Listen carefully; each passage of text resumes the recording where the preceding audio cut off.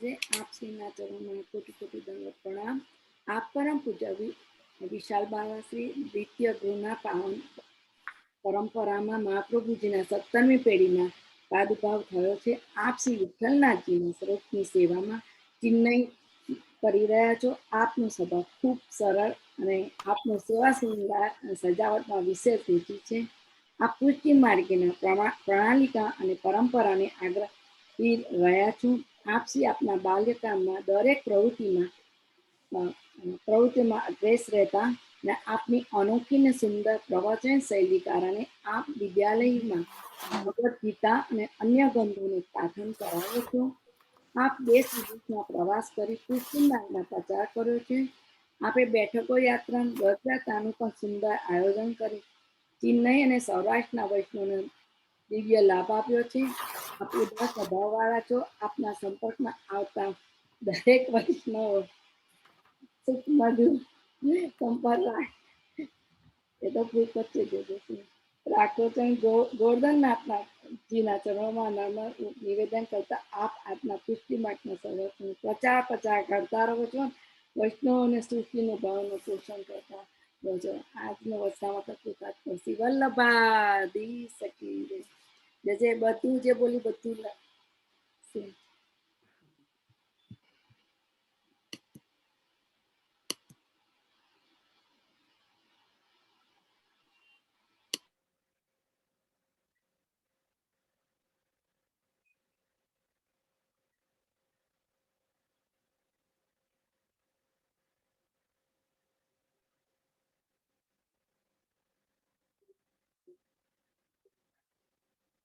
श्री कृष्णाय नमः। Zoom, Facebook और यूट्यूब के माध्यम से जुड़े देश विदेश से सभी भगवदीय वैष्णवों का सिद्धांत रहस्य के दूसरे सत्र के पहले दिन में खूब खूब स्वागत। मैं स्मिताबेन और श्रीनाथ जी वचनामृत से जुड़े सभी भगवदीय वैष्णवों को ऐसे आयोजन के लिए खूब खूब आशीर्वाद देना चाहता हूँ। और मैं तो जनरली वैष्णव को ये सजेस्ट करता ही हूँ कि आप लोगों के पास जितना भी धन है जिसको आप शुभ कार्य में आप वापरना चाहते हो, तो उसका उपयोग श्री महाप्रभु जी के सिद्धांतों को आज की पीढ़ी तक पहुंचाने में उपयोग करो। इस प्रकार के आयोजन में करो। यही अपने द्वारा श्री महाप्रभु जी को करी हुई सर्वश्रेष्ठ भेंट है।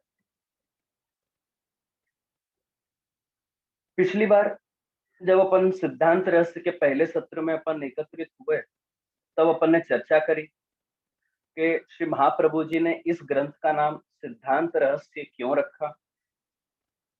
श्रीनाथ जी श्रावण सुद एकादशी की ही मध्य रात को क्यों पधारे, और जीव के अंदर वो कौन से 5 प्रकार के दोष हैं जो ब्रह्म संबंध लेते ही दूर हो जाते हैं।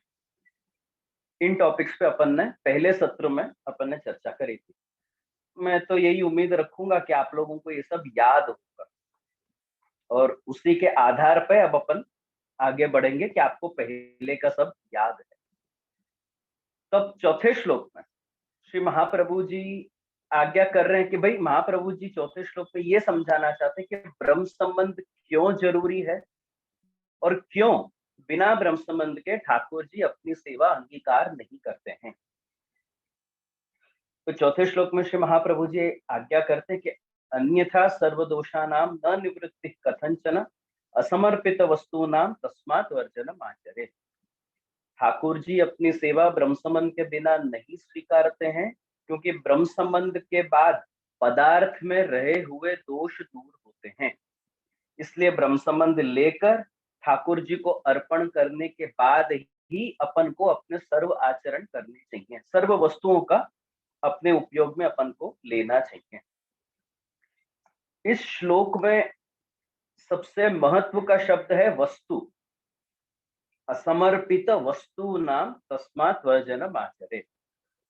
असमर्पित शब्द से अब अपन सबकी बुद्धि, अपन सबका दिमाग इस हिसाब से ट्यून हो गया है कि जब भी कोई असमर्पित की बात करे कि भाई असमर्पित का त्याग करना चाहिए, तो मतलब सबके दिमाग में एक बात फिट है कि अरे ठाकुर जी को भोग धरे बिना अपन को खाना नहीं। पर यहाँ महाप्रभु जी के शब्दों पे ध्यान दो। महाप्रभु जी असमर्पित वस्तु की आज्ञा कर रहे हैं, सिर्फ असमर्पित अन्न की यहाँ पे चर्चा नहीं। वस्तु, असमर्पित वस्तु यानी आज सुबह उठने से लेकर रात को सोने तक जिन जिन वस्तुओं का आप उपयोग करते हो, उन सभी वस्तुओं को पहले ठाकुर जी को अर्पण करो, फिर खुद के उपयोग में लो। ये पुष्टि मार्ग का सिद्धांत है। अब इसके आधार पे मेरे को आप सब वैष्णव जवाब दो, अपन को किस पैटर्न के, किस मटेरियल के, किस कलर के कपड़े पहनने चाहिए कि जिसको आप पहले ठाकुर जी को अर्पण कर सको और फिर खुद के उपयोग में लो। आप लोग आज जिस प्रकार के कपड़े पहनते हो, क्या अपन वो ठाकुर जी को अर्पण कर सकते हैं?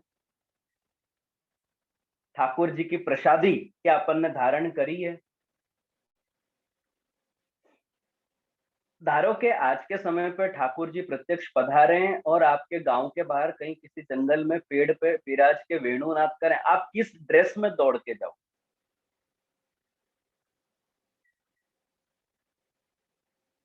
और पॉसिबिलिटी है कि आप लोगों का ड्रेस कोड मैच नहीं करता हो, इसलिए शायद ठाकुर जी आपको रास में स्थान नहीं भी दें। आज जिस प्रकार के ड्रेस अपन पहनते हैं, शायद ड्रेस कोड की वजह से अपन को ठाकुर जी डिस्क्वालीफाई भी कर देगी। तो यहाँ वस्तु शब्द को अच्छे से समझने के लिए भगवान अर्जुन को गीता में आज्ञा करते कि यत करोषि यदश्नासि यत जुहोषि ददासि यत तपस्यसि कौन्तेय तत् कुरुष्व मदर्पणम। हे कुंती पुत्र, तू जो करता है, जो खाता है, जो यज्ञ दान व्रत तप इत्यादि करता है, वो सब मुझे अर्पण कर। तब सबसे पहला पॉइंट जो भगवान ने अर्जुन को बताया वो है कि तू जो करता है, यत करोषि, आप जो भी करते हो। अब धारो के हे प्रभु, आज बिजनेस में मैंने फलाने लोगों के साथ फ्रॉड किया, ये कर्म आपको अर्पण। बाजू वाले की दुकान मेरे से ज्यादा चलती थी, तो मैंने मंत्र जाप करके कोई माला करके मैंने उसकी दुकान बंद करा दी, हे प्रभु ये कर्म आपको अर्पण। या मार्केट में था, मार्केट में मेरे को कोई सुंदर स्त्री दिखाई दी तो मैंने उसको छेड़ा, हे प्रभु ये कर्म आपको अर्पण। बोला आप ये सब कर्म अर्पण कर सकते हो? भगवान ની શું આજ્ઞા છે? ઠાકોરજી की क्या आज्ञा है? यत करोषि, तू जे करे છે તે હવે હું આજ કરું છું, બોલો બોલો अर्पण कराए। तो श्री गुसाइन जी समर्पण के स्वतंत्र लेख में आज्ञा करते हैं कि जो कर्म लोक व्यवहार में निषिद्ध है, जो आपको नहीं करने चाहिए, जो लोक व्यवहार में निषिद्ध हैं, ऐसे कर्म आपको करने ही नहीं चाहिए। अर्पण करना तो बहुत दूर की बात है। जिन कर्मों को लोक में या वेद में अनिषिद्ध माना गया है, जिनको लोक व्यवहार के हिसाब से निषिद्ध नहीं किया है, ऐसे ही कर्म आपको खुद भी करने चाहिए और उन्हीं कर्म को आपको अर्पण करना चाहिए। और इसके आधार पर आप लोगों का जो डेली रूटीन है, सुबह उठना, ब्रश इत्यादि करना, नहाना धोना, फ्रेश होना, ये सब कर्म लौकिक क्या अलौकिक?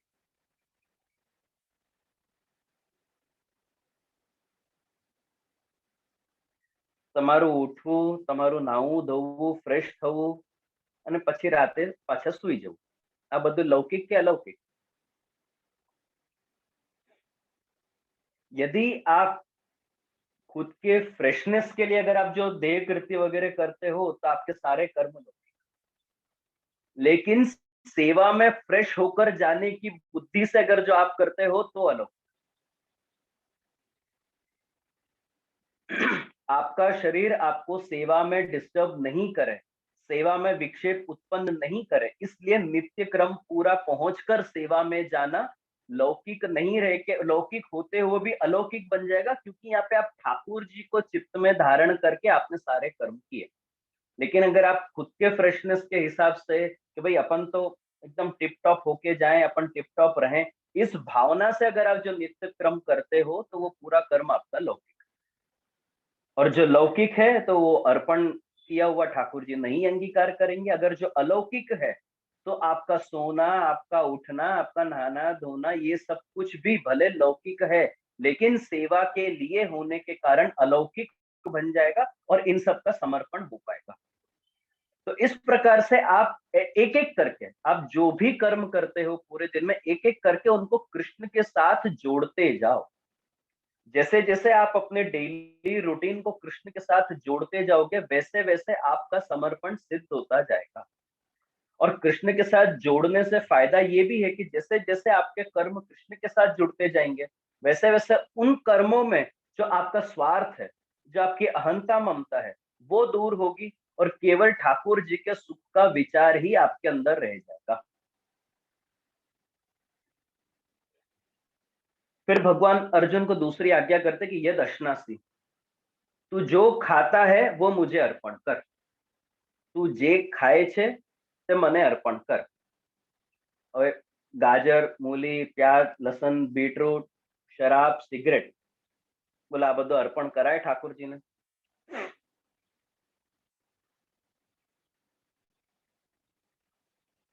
मैं थोड़े साल पहले, कुछ वर्षों के पहले मैं बाली गया था। बाली में, इंडोनेशिया में, वहां पे काफी सारे वो लोग अपने हिंदू देवी देवताओं को मानते हैं। वहां पे आपको गणेश जी, विष्णु जी, रामचंद्र जी, रावण, शिव जी और फिर कार्तिक स्वामी, ऐसे आपको अनेक अपने हिंदू देवी देवताओं की आपको वहां पे मूर्ति भी मिलेगी। लोग उनकी पूजा वगैरह भी करते हैं और यहाँ तक कि आपको लगभग हर घर में आपको एक छोटा सा एंट्रेंस पे एक छोटा सा मंदिर आपको देखने को मिलेगा और वो मंदिर के आगे वो लोग रोज भोग धरते हैं। एक थाली में पत्ते वत्ते वगैरह सब अच्छे से बिछा के वो लोग भोग धरते हैं। तो मैं जब घूमने गया था तो मैंने लगभग एक वस्तु सब जगह कॉमन देखी कि उसमें आपको, अब जैसे गीता जी में भगवान आज्ञा करते हैं कि पत्रम पुष्पम फलम तोयम यो मे भक्त्या प्रयच्छति तद हम भक्ति परयुतम अश्नामि प्रयतात्मना, कि पत्र पुष्प फल जल ये सब चीज जो मेरे को प्रेम पूर्वक अर्पण करेगा उसको मैं अंगीकार करूंगा। तो वो सब चीजें थाली में सजा के, पत्र पुष्प फल जल ये सब चीजें वो थाली में सजा के वो लोग भगवान के आगे रखते। लेकिन उस थाली में मेरे को एक चीज और एक्स्ट्रा दिखी और वो थी सिगरेट। मेरे को सिगरेट भी दिखी और एक जगह पे नहीं, काफी सारी जगह पे। तो मैंने हमारे ड्राइवर से पूछा था कि भाई आप लोग सिगरेट क्यों ऑफर करते हो? भाई ये फ्रूट और पत्ते और फ्लावर्स ये सब समझ में आता है, but why do you offer cigarette? तो ड्राइवर ने मेरे को बोला कि काफी सारे लोगों को यहाँ पे सिगरेट पीने की आदत है। Majority of the population is addicted to cigarette. वो लोग सिगरेट पीते हैं, इसलिए वो लोग वो भी रख देते हैं साथ में और फिर बाद में वो लोग खुद के उपयोग में लेते हैं। तो बोलो भैया, पुष्टि भक्त तरीके अपन को भी इस हद तक जो भी अपन खाते पीते हैं वो सब चीज ठाकुर जी को अर्पण करना चाहिए। धारो कि आपको नॉनवेज खाने की आदत हो तो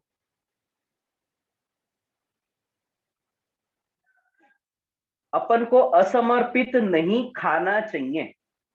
महाप्रभु जी की जो ये एक आज्ञा है, ये जो एक नियम है, इससे महाप्रभु जी आपकी बहुत सारी आदतें छुड़ाना चाहते हैं।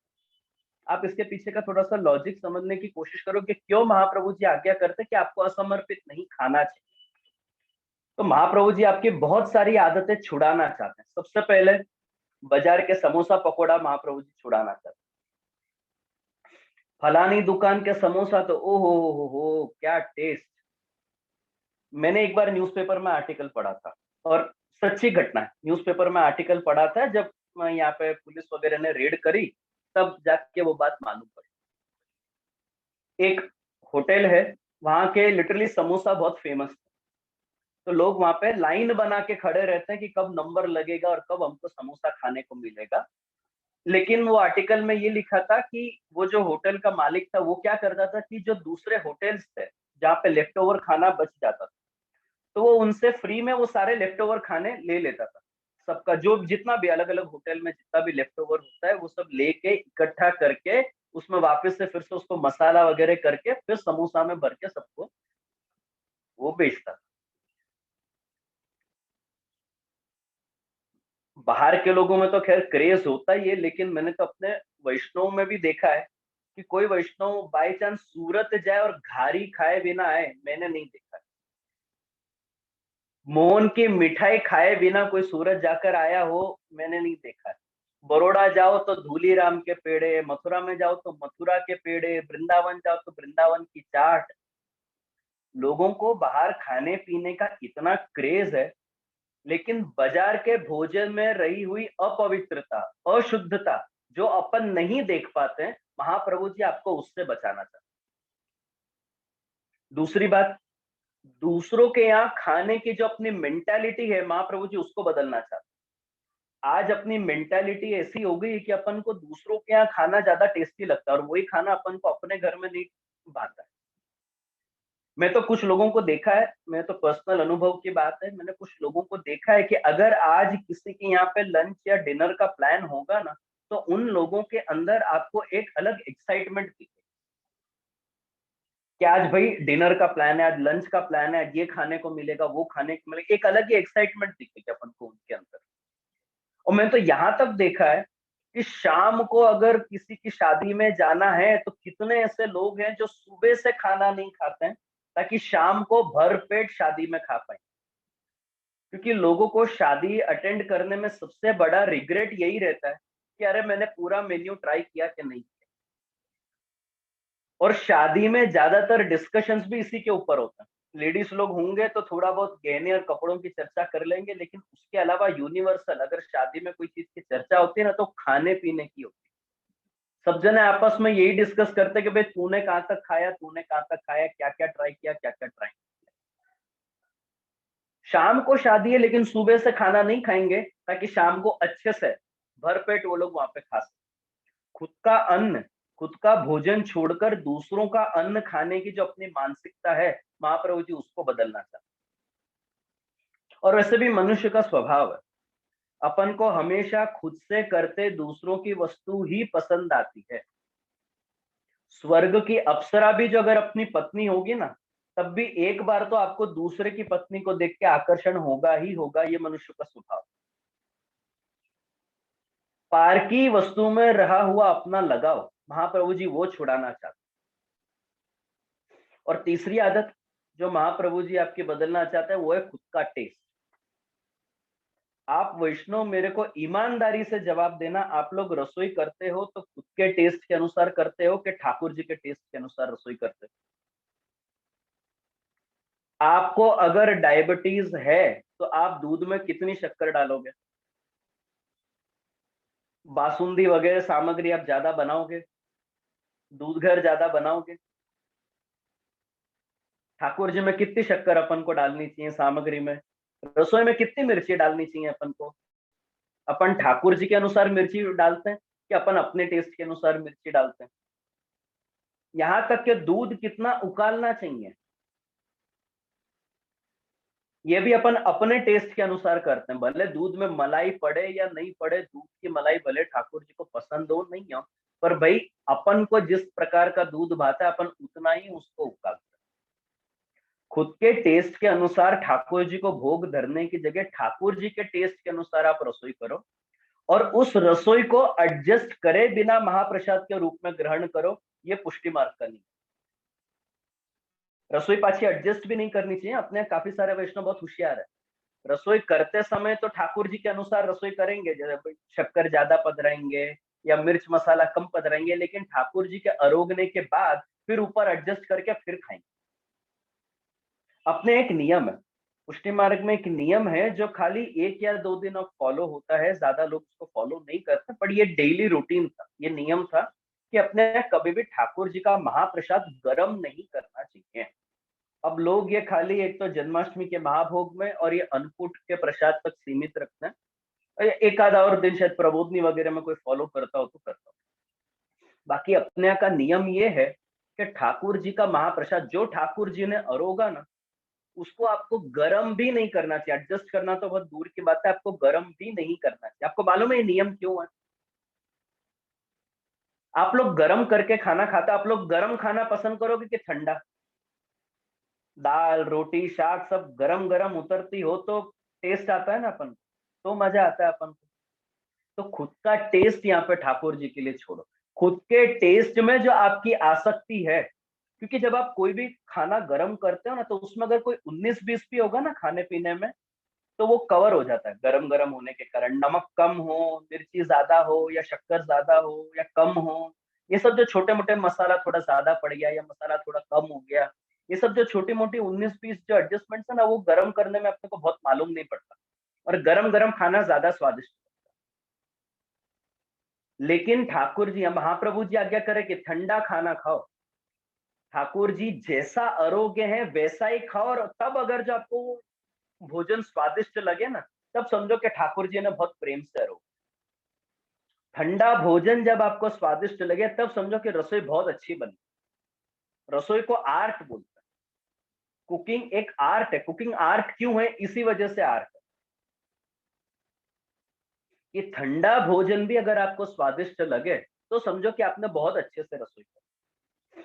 और अगर आप उसको एडजस्ट करके खाओगे तो आपको कभी नहीं पता चलेगा कि ठाकुर जी ने कैसे आरोग्य वस्तु, नमक कम था, ज्यादा था, मिर्ची ज्यादा थी, मसाला ज्यादा था, क्या था, कैसा था, आपको कभी पता ही नहीं चलेगा।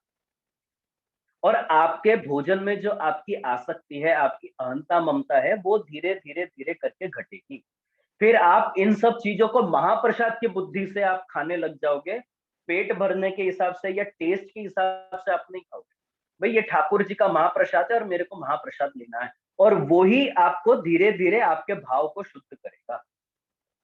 आज आप लोगों को इतने साल हो गए ठाकुर जी का प्रसाद लेते लेते, अपन के अंदर वो मानसिकता डेवलप हुई जो 84 2 वैष्णव में थी। क्योंकि अपन ठाकुर जी का महाप्रसाद महाप्रसाद के रूप में नहीं लेते, अपन अपने टेस्ट के रूप में लेते। ईमानदारी से जवाब देना, ठाकुर जी का कोई भी प्रसाद अगर मैं आपको आके दूं तो वो आपको पसंद आएगा, या आपके पसंद की वस्तु का प्रसाद आपको दूं तो आपको ज्यादा पसंद आएगा? धारो के किसी को बैंगन का भरता नहीं भाता है, मेरे को तो बिल्कुल नहीं भाता, इसलिए मैं उसका उदाहरण दे, किसी को भाता हो तो नहीं, अलग बात है। आपको बैंगन का भरता नहीं भाता, अरे आलो आलो आ ठाकुर जी नु प्रसाद, શું છે પ્રસાદ? બેંગન નો ભરતો। હવે બોલો તમે કેટલા પ્રેમથી લેશો? જે તમને નથી ભાવતી એવી વસ્તુ જો તમને કોઈ પ્રસાદના રૂપમાં આપવામાં આવે તો તમે કેટલા પ્રેમથી લેશો? ધારો કે તમને ડાયાબિટીસ છે અને આલો ઠાકોરજીની બાસુંદી, અરોગો, ખૂબ ખાઓ પ્રેમથી, કેટલું લેશો તમે? કટોરી ભરીને લેશો, શોખથી લેશો? ના, આટલું જ, બસ ખાલી આટલું જ આપજો, એક કણિકા માત્ર આપજો, પ્રસાદ છે ને ઠાકોરજી, આટલું આપજો। तो खुद के टेस्ट, मैं तो आपको यहां तक बोलूंगा कि अगर आप महाप्रसाद की बुद्धि से ठाकुर जी का प्रसाद ग्रहण करोगे ना, तो आपको जिंदगी में कभी बीपी, कोलेस्ट्रॉल, शुगर की तकलीफ नहीं होगी। या ठाकुर जी के महाप्रसाद की बुद्धि से अगर आप ये सब ग्रहण करोगे ना, तो ये सब चीज आपको तकलीफ नहीं देंगे। जो उसके पहले से है तकलीफ वो अलग बात है, लेकिन ठाकुर जी के प्रसाद के कारण वो बढ़ेगा नहीं। खुद के टेस्ट के हिसाब से आप लोगे तो 100% आपको बीपी, कोलेस्ट्रॉल, शुगर सभी बढ़े। मैंने अपने बड़ों से नाथद्वारा का एक प्रसंग सुना, बहुत पीढ़ियों पहले की बात है। एक गोस्वामी बालक नाथद्वारा पधारे थे, लालन में और श्रीजी में छंसपश करने, राजभोग धरने पधारे। तो राजभोग सरने के बाद जब ठाकुर जी का महाप्रसाद सर के जा रहा था, श्रीनाथ जी का महाप्रसाद सर के जा रहा था, तो चावल के 4-5 दाना नीचे गिर गए। तो वो बालक की नजर में आए, तो वो बालक ने क्या किया कि वो चावल के दाने लेके उनने खा लिए। अब ये मुखिया जी ने देख लिया। अब मुखिया जी ने देख लिया तो मुखिया जी उनको रोक दिया कि महाराज आप जाके फिर से अपरस करके आओ, आपकी अपरस छू गई। बोला नहीं, मेरी अपरस कैसे छुई? बोले आपने सखड़ी खा ली। बोले नहीं, मैंने सखड़ी नहीं खाई है। बोले नहीं, आप झूठ बोल रहे हो, मैंने देखा आपको सखड़ी खाते हुए, अभी नीचे गिरी थी, आपने नीचे से उठा के सखड़ी खाई है, मैंने देखा है आपको। बोला नहीं, मैंने सखड़ी नहीं खाई है। बोल रहे नहीं, आपने सखड़ी खाई है, आपकी अपरस छू गई है। तो बालक माने नहीं, मुखिया जी माने नहीं, तो मुखिया जी ने उनको फिर उल्टी कराई, उन्हें लिटरली वॉमिट कराया। और जब वो बालक ने वॉमिट किया तो उनके अंदर से रक्त निकला। जितने चावल के दाने उनने खाए थे ना, वो दाने की जगह अंदर से रक्त निकला। तब बालक ने बोला मैंने सखड़ी नहीं खाई, मैंने ये खाया। ये महाप्रसाद की बुद्धि, और इसलिए वो छुआता नहीं। तो महाप्रसाद की बुद्धि से ठाकुर जी का प्रसाद ग्रहण करने की अपन को बुद्धि रखनी चाहिए, ना कि खुद का टेस्ट। फिर तीसरी आज्ञा जो भगवान अर्जुन को कर रहे हैं वो है यद जुहोशी। तो जब भी दान करता है, कोई यज्ञ करता है, कोई तप करता है, कोई पाठ करता है, ये सब भी मुझे अर्पण कर। अब थोड़े दिन में संक्रांति आएगी, तो आप संक्रांति में दान करोगे, एकादशी का दान करोगे, आप अधिक महीने का दान करोगे। आप लोग सब दान पुण्य करते हो, किसी गरीब, होमलेस, किसी व्यक्ति का आप लोग दान पुण्य करते हो, क्यों करते हो? किस कारण से आप दान करते हो? आपके दान करने के पीछे हेतु क्या है? पुण्य મળે છે કે નથી મળતું दान करवाથી? दान करने से अपन को पुण्य मिलता है कि नहीं? अपने पाप घटते हैं कि नहीं? यहाँ गीता में भगवान अर्जुन को आज्ञा कर रहे हैं कि पुण्य कमाने के लिए दान मत करो, अपने पाप घटाने के लिए दान मत करो, स्वर्ग की कामना से दान मत करो कि भाई मेरे पुण्य कमाऊंगा, पाप घटेंगे तो मैं स्वर्ग जाऊंगा। नहीं, स्वर्ग की कामना से अपन को पुण्य नहीं कमाना चाहिए, कृष्ण के लिए पुण्य कमाओ। ठाकुर जी को पसंद है इसलिए पुण्य कमाओ, ठाकुर जी की आज्ञा है इसलिए दान करो, ना कि पुण्य कमाने। तो दान करो तो ठाकुर जी की आज्ञा है इसलिए अपन को दान करना चाहिए। हवन करो, अब आप कोई यज्ञ करो, कोई जप, कोई हवन करो, कोई यज्ञ करो, तो वो भी ठाकुर जी की इच्छा के हिसाब से आप करो, ठाकुर जी की आज्ञा है इसलिए आप करो। अब हमारे यहाँ वल्लभ कुल में एक नियम है, जब भी हम लोग वैदिक कोई भी कार्य करते हैं, जैसे संध्या वंदन हो गया, संध्या वंदन का जब तक हम लोगों की शादी नहीं होती तो हमको हवन भी करना पड़ता है, ब्रह्मचर्य होम। तो वो हवन करते हैं, संध्या वंदन करते हैं, पंचामृत करते हैं, अधिवासन करते हैं।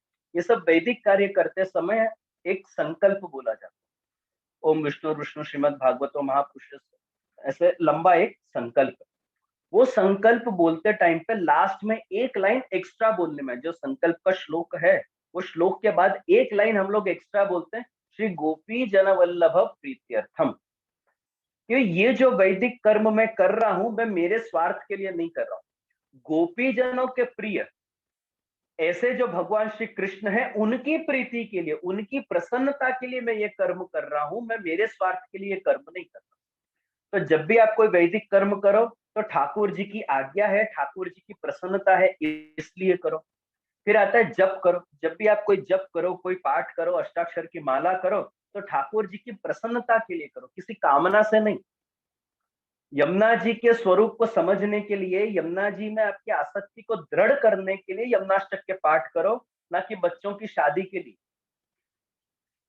महाप्रभु जी में आपका भाव दृढ़ हो, महाप्रभु जी का स्वरूप अपन को अच्छे से समझ में आए, इसलिए सर्वोत्तम के पाठ करो, ना कि बुद्धि को तेज करने के लिए या भूत प्रेत की बाधा को दूर करने के लिए।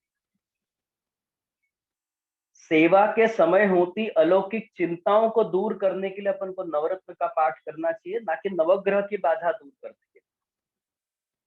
कोई भी पाठ करो, कोई जप करो, कोई अनुष्ठान करो तो ठाकुर जी की प्रसन्नता के लिए करो, खुद के स्वार्थ के लिए नहीं। फिर लास्ट में ठाकुर जी आज्ञा करते कि तू जो भी व्रत करता है वो व्रत भी तू मेरे लिए कर, मेरे अर्थ कर। अब प्रश्न ये है कि पुष्टि मार्गियों को कौन कौन से व्रत करने चाहिए? एक वैष्णव तरीके अपन को कौन कौन से व्रत करने चाहिए? 16 सोमवार, मंगलवार, गुरुवार, बुधवार, शुक्रवार, शनिवार, रविवार। अपने यहाँ खाली 5 प्रकार के व्रत माने गए, जिसको दूसरे शब्दों में विष्णु पंचक व्रत भी अपन कहते हैं। 4 जयंती और 5वीं साल भर की एकादशी, यही व्रत अपन को करना चाहिए। पुष्टि भक्तों को वही व्रत करने चाहिए जिस व्रत का फल भगवान श्री कृष्ण है। मैंने काफी सारे वैष्णव को नवरात्रि का व्रत करते देखा। अब मेरे को उनसे पूछना कि भाई आप नवरात्रि का व्रत किस हेतु से करते? काफी सारे वैष्णव को मैंने आठम का व्रत करते देखा है। जन्माष्टमी की आठम तो ठीक है, लेकिन साल भर की आठम करते देखा है मैंने। तो अपन को केवल वही व्रत करने चाहिए जिसका संबंध ठाकुर जी से हो। जिस व्रत का संबंध ठाकुर जी से नहीं, अपन को ऐसे कोई व्रत नहीं करने चाहिए। खुद के स्वार्थ के लिए अपन को कोई व्रत नहीं करना चाहिए। तो इस प्रकार से आपके जीवन में उपयोग में आती समस्त वस्तुओं को अर्पण करने के बाद ही खुद के उपयोग में लेना चाहिए। और दूसरी बात, इन सब वस्तुओं को अर्पण करने से पहले ब्रह्म संबंध जरूरी है। तो ब्रह्म संबंध लेकर फिर आपके जीवन में उपयोग में आती जितनी भी वस्तु हैं उनको ठाकुर जी को अर्पण करो, और उसके बाद आपको आपके उपयोग में लेनी चाहिए। क्योंकि ब्रह्म संबंध लेने के बाद ही ठाकुर जी आपके द्वारा अर्पण करी हुई वस्तु अंगीकार करेंगे। क्योंकि ठाकुर जी ऐसी कोई वस्तु स्वीकार नहीं करते जिसका संबंध उनके साथ नहीं। जिस वस्तु का और जिस व्यक्ति का संबंध ब्रह्म के साथ है, अपने घर में विराजते ठाकुर जी के साथ है, उसी व्यक्ति और उसी की सर्व सेवा ठाकुर जी अंगीकार करते हैं। जो व्यक्ति अभी तक ठाकुर जी का नहीं है, उसकी ठाकुर जी कोई वस्तु अंगीकार नहीं। और ब्रह्म के साथ संबंध होने के कारण व्यक्ति में और वस्तु में दोनों में ब्रह्मता सिद्ध होती है। क्योंकि आपका संबंध ब्रह्म के साथ हुआ है, इसलिए उस वस्तु में और आपके अंदर रहे हुए सर्व प्रकार के दोष दूर होते हैं और उस वस्तु में और उस व्यक्ति में ब्रह्मता सिद्ध होती है। जैसे शक्कर के साथ मिलकर हर एक वस्तु मीठी हो जाती है, कोई भी वस्तु हो लेकिन शक्कर के साथ मिक्स कर लो तो उसमें मिठास आ जाती है। ठीक वैसे ही पूर्णानंद पूर्ण पुरुषोत्तम से मिलकर सर्व वस्तु निर्दोष बन जाती है। जैसे यज्ञोपवीत का संस्कार करने के बाद ही जीव को गायत्री मंत्र का उपदेश दिया जाता है और उसके बाद ही वो वैदिक कर्म करने का अधिकारी बनता है। तो ठीक वैसे ही कंठी लेकर ब्रह्म संबंध लेने के बाद ही जीव को ठाकुर जी की सेवा का अधिकार प्राप्त होता है, वो ठाकुर जी की सेवा का अधिकारी बनता है और उसके बाद ही उसके समस्त दोष निवृत्त होते हैं। ब्रह्म संबंध के बिना उसके दोष निवृत्त नहीं होते हैं। तो बिना ब्रह्म संबंध के ठाकुर जी आपकी सेवा अंगीकार नहीं करेंगे और ना ही आपके सर्व दोष दूर होंगे। अब यहाँ इससे एक बात स्पष्ट है कि आपको आपके जीवन में केवल समर्पित वस्तुओं का ही उपयोग करना चाहिए और जिस वस्तु का आपने समर्पण नहीं किया है, ऐसी वस्तु आपके उपयोग में नहीं आनी चाहिए। ये बात क्लियर हो, स्पष्ट। अब यहाँ प्रश्न ये है कि अगर ऐसी कोई वस्तु है जिसका आप डायरेक्ट समर्पण नहीं कर सकते, ठाकुर जी को सीधा समर्पण नहीं कर सकते, लेकिन आप अपने जीवन में उस वस्तु का त्याग भी नहीं कर सकते, ऐसी स्थिति में आपको क्या करना चाहिए? ऐसी कोई वस्तु जो भाई आप डायरेक्ट ठाकुर जी को अर्पण नहीं कर सकते, लेकिन आप खुद के जीवन में क्योंकि आपके लिए उपयोगी है, आप उसका त्याग भी नहीं कर सकते। तो अब ऐसे में अब आपको क्या करना है? अब जैसे मैंने कपड़े का उदाहरण दिया, आप लोग अगर भाई वेस्टर्न कपड़े पहनो, चूड़ीदार वगैरह आप पहनो, तो बोलो आप समर्पण कैसे करोगे? तो समर्पण नहीं कर सकते तो क्या आप उनका त्याग कर सकते हो? क्या आज आपकी स्थिति है कि आप इन कपड़ों का आप त्याग कर सकते हो? नहीं। तो ऐसी परिस्थिति में आपको क्या करना चाहिए? तो इतना अंश तो आपका समर्पित रह गया, सर्व वस्तु अभी तक तो आपने अर्पण नहीं करी। तो इसके समाधान में श्री महाप्रभु जी अपन को 5वें श्लोक में आज्ञा करते हैं कि निवेदि भी समर्पेव सर्वम कुर्याद इति स्थिति नमतम देव देवस्य सामी भुक्तम समर्पणम। अपने यहाँ 3 ऐसे शब्द हैं जिनको समझना बहुत जरूरी है, जिनको लेके वैष्णव काफी हद तक कंफ्यूज रहता है। वो शब्द है निवेदन, समर्पण और दान। ये 3 ऐसे शब्द हैं जो एक दूसरे के साथ संबंधित हैं पर एक दूसरे से अलग। निवेदनम समुद्दिश्य द्रव्यस्य ज्ञापतम मतम, दानम स्वकीयता त्यागः परस्वापादनम विदे, समर्पणम स्वामी भोगस्य स्वामीमेतन निवेदनम। निवेदन यानी बताना, विज्ञापना करना। हर एक वस्तु जिसमें आपकी अहंता ममता जुड़ी है, ऐसे पदार्थों का ठाकुर जी के सन्मुख वाणी के द्वारा संस्कार करना, ये निवेदन। आप दल पत्ता हाथ में लेके ठाकुर जी के आगे आप ब्रह्मसमन मंत्र बोलो, तो भले बोलने खातिर आपने सब बोल दिया कि भाई मैं हूं तो भाई બધું સમર્પિત જ કરું છું કરી, પણ તમે હજી સમર્પણ નથી કર્યું, આ તો તમે ખાલી નિવેદન કર્યું છે। તમે ખાલી મોઢેથી બોલી ગયા કે બધું આપને અર્પણ। हे प्रभु ये सब आपको अर्पण, ये सिर्फ आपने अभी खाली वाणी से बोला है। तो वाणी से बोला है तो ये आपका निवेदन हुआ। आपने अभी तक खाली ठाकुर जी को निवेदन किया है। जब उस निवेदन को आप अमल करोगे तब आपका निवेदन समर्पण में चेंज होगा। धारो के अब क्योंकि ग्रुप पे ज्यादातर लेडीज वैष्णव हैं, धारो के आपके हस्बैंड आपको 2000 रुपए दें, अब वो डॉलर में कितना होता है ये तो मैं अभी इतना अभी दिमाग नहीं चल रहा है कन्वर्ट करने के लिए। एक एग्जांपल, आपको 2000 इंडियन रुपी दें और बोले कि भाई जा भाई तेरे को जो खरीद के लाना है तो खरीद के लेके आ। अब आप बाहर 2,000 रुपए की जाके साड़ी खरीद के लेके आओ और लाके जब आप आपके हस्बैंड को दिखाओगे ना कि देखो ये मैं खरीद के लाई, ये शॉपिंग करके लाई, ये निवेदन है। ये खाली आपने बोला है, आपने वाणी से संस्कार किया है कि देखो ये मैं लेकर आया, ये निवेदन। अब प्रश्न ये है, आपके घर में शादी है, अब शादी में आप शॉपिंग करोगे, गहने कपड़े खरीदोगे, जात समाज को बुलाओगे, सबको भोजन कराओगे, ये पूरी क्रिया आप ठाकुर जी को अर्पण कैसे करोगे? आप लोग शादी ब्याह में खाने पीने के लिए जब भी आप लोग बुलाते, आप लोग केटरिंग में ऑर्डर देते हो, तो यानी जो भोजन आप सबको करा रहे हो और आप खुद भी करोगे, असमर्पित है। अब ये जो पूरी क्रिया है, इसको आप समर्पण कैसे करोगे? तो इतना तो असमर्पित रह गया अगर जो आप समर्पण नहीं करोगे। पर ये परिस्थिति तो सबके घर में आएगी, शादियां सबके घर में होगी, जाट समाज को भोजन पे आप लोग भितरियाओं को बुलाते हो भोजन करने भोजन का बनाने के लिए, क्या आप लोग केटरिंग में ऑर्डर देते हो? अब केटरिंग का आप ठाकुर जी को धरते हो कि सीधा आप सबको भोजन कराते हो? या फिर केटरिंग वाले में अब कोई कोई वैष्णव ऐसा है भाई, पता नहीं उनको शायद थोड़ा थोड़ा ज्यादा उनके अंदर भगवदीयता आ जाती है, तो वो केटरिंग वाले में भी फिर चरणामृत वगैरह पधरा के सबको भोजन कराते हैं। तो ये जो पूरी विधि है, इसमें अपन को समर्पण कैसे करना है? आप कैसे समर्पण करोगे? वल्लभ कुल क्या, हमारे यहाँ एक पद्धति है कि हमारे यहाँ सबसे पहले पत्रिका से शुरू करो। हमारे यहाँ जब भी शादी ब्याह का प्रसंग नक्की होता है, आप लोगों के यहाँ क्या नियम है? आप लोग पत्रिका छपाते हो, पत्रिका छपा के आप लोग, भाई सबसे पहली पत्रिका ठाकुर जी के लिए आओ। आप लोग ठाकुर जी के लिए पत्रिका निकालते हो कि नहीं? सबसे पहली पत्रिका, हमारे यहाँ वो क्रम नहीं। हमारे यहाँ हम लोग पत्रिका सबसे पहले लिखते ही ठाकुर जी के सामने है, छपाने से पहले।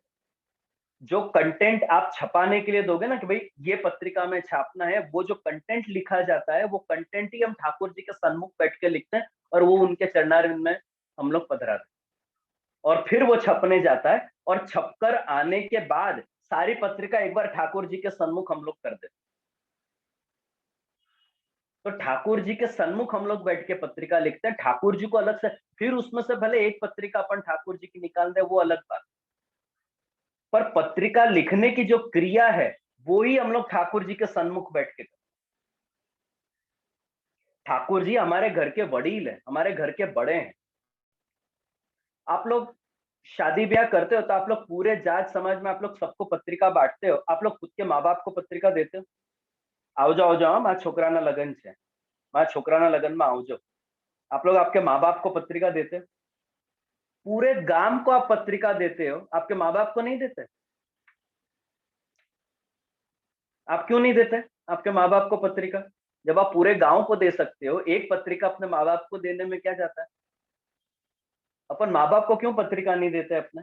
क्योंकि वो घर के बड़े हैं, उन्हीं के घर का प्रसंग, जिनके घर का प्रसंग होता है तो अपन उनको पत्रिका नहीं देते। तो ऐसे ही ठाकुर जी अपने घर के बड़े हैं, अपने घर के वडील है, इसलिए अपन उनको पत्रिका अलग से देते नहीं। ठीक है, व्यवहार रूप में अपन गुरु घर में और वहां पे अपन पधराते हैं, पर आपके घर में विराजते ठाकुर जी को आप पत्रिका नहीं देते हो, नहीं देनी चाहिए, क्योंकि ये प्रसंग ठाकुर जी का है।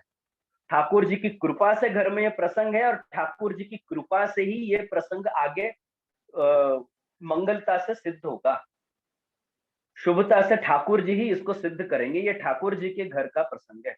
तो जहां ठाकुर जी को प्रत्यक्ष समर्पण करना पॉसिबल नहीं हो, इस प्रकार से अपन वहां पे विज्ञापना करते हैं। अपन पत्रिका दूसरों को दे, उसके पहले अपन ठाकुर जी के सन्मुख बैठ के अपन पत्रिका लिखते हैं, फिर पत्रिका छापने अपन देते हैं, फिर उसके बाद अपन खुद के कपड़े खरीदें, उसके पहले अपन पहली शॉपिंग ठाकुर जी के लिए करते हैं, खुद के लिए अपन गहने नए बनाए, उसके पहले अपन ठाकुर जी के लिए अपन कोई आभरण सिद्ध करवाते हैं। ये प्रकार होता है, ये निवेदन का प्रकार है। जहां पे प्रत्यक्ष समर्पण करना पॉसिबल नहीं हो, वहां पे आप ठाकुर जी को इस प्रकार से इनडायरेक्टली आप निवेदन करते हो। कोई भी कार्य करने से पहले अपन को ठाकुर जी से आज्ञा लेनी। रोज घर से बाहर जाने के पहले ठाकुर जी से आज्ञा लो, उनको दंडवत करो, उनके चरण स्पर्श करो, फिर आप अपना रूटीन करने के लिए बाहर जाओ। ये निवेदन का प्रकार है। जहां पे प्रत्यक्ष समर्पण करना पॉसिबल नहीं हो, वहां पे आपको इस प्रकार से निवेदन करना चाहिए। ठाकुर जी को निवेदन करो, ठाकुर जी को विज्ञापना करो, उनसे विनती करो और फिर उस कार्य में प्रवृत्त करो। श्री गोकुलनाथ जी सिद्धांत रस की टीका में ये आज्ञा करते कि जगत में रहते हुए सर्व कार्य भगवान को निवेदन करने के पश्चात ही आपको वो कार्य करने चाहिए। यही भक्ति मार्ग की मर्यादा है। जहां आप डायरेक्ट समर्पण नहीं कर सकते हो, वहां पे आप ठाकुर जी को निवेदन करो कि हे प्रभु कृपा करो कि आप इंटरव्यू के लिए जा रहे हो, कहीं जॉब इंटरव्यू, वहां पे आप समर्पण तो नहीं कर सकते, क्या समर्पण करोगे आप? तो वहां ठाकुर जी को निवेदन करो, उनसे आज्ञा लो, उनसे विनती करो और फिर आप अपने कार्य में प्रवृत्त हो।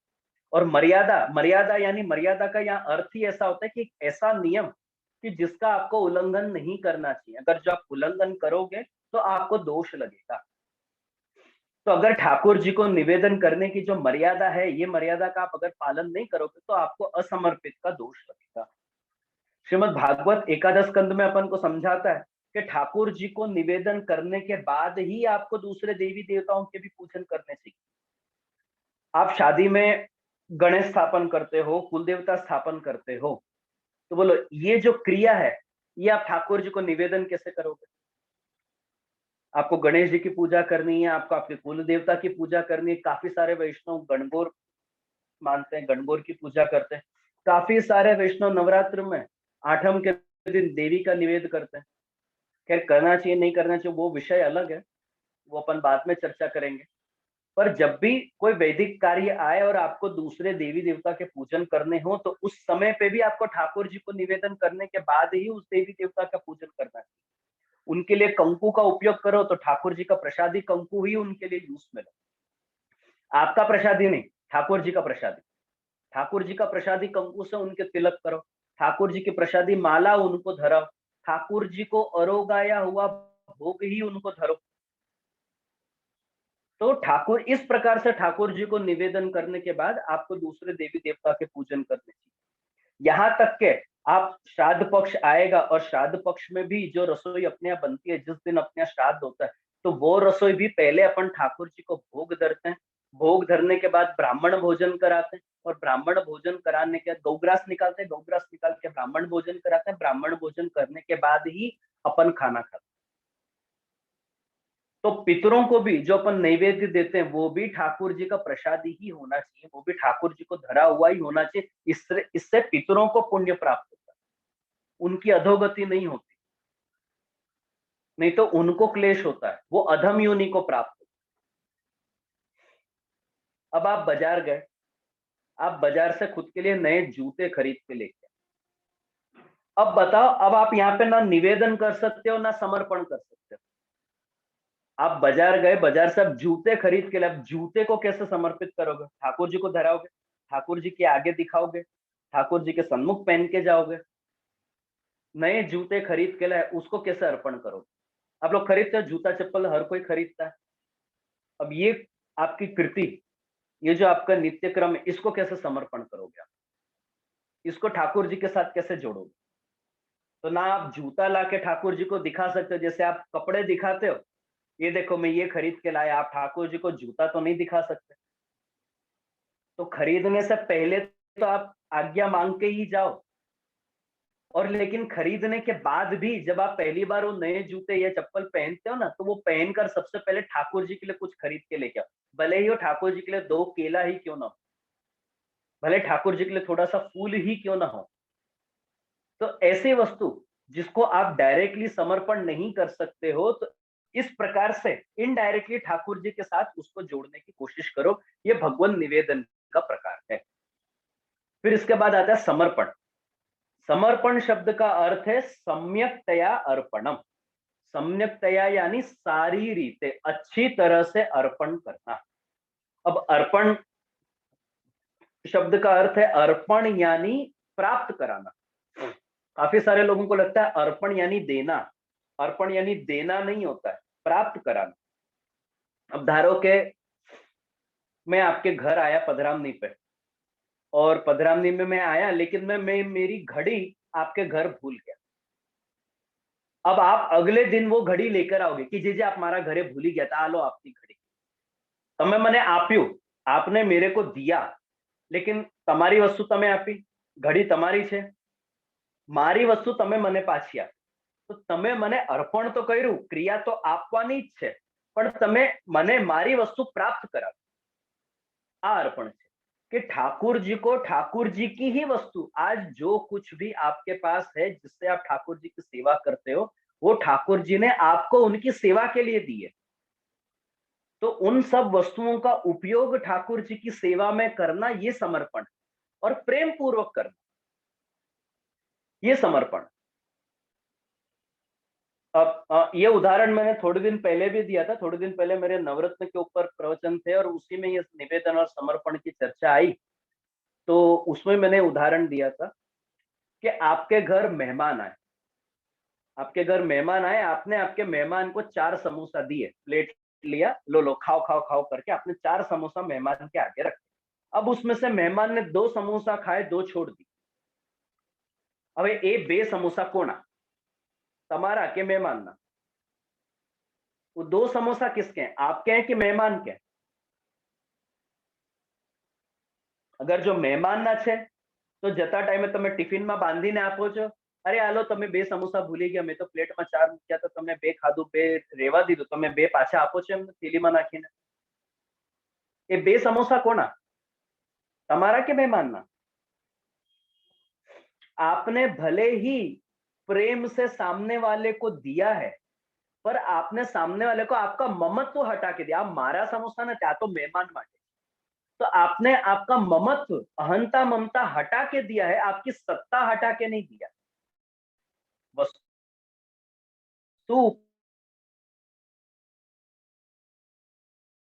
पर सत्ता तो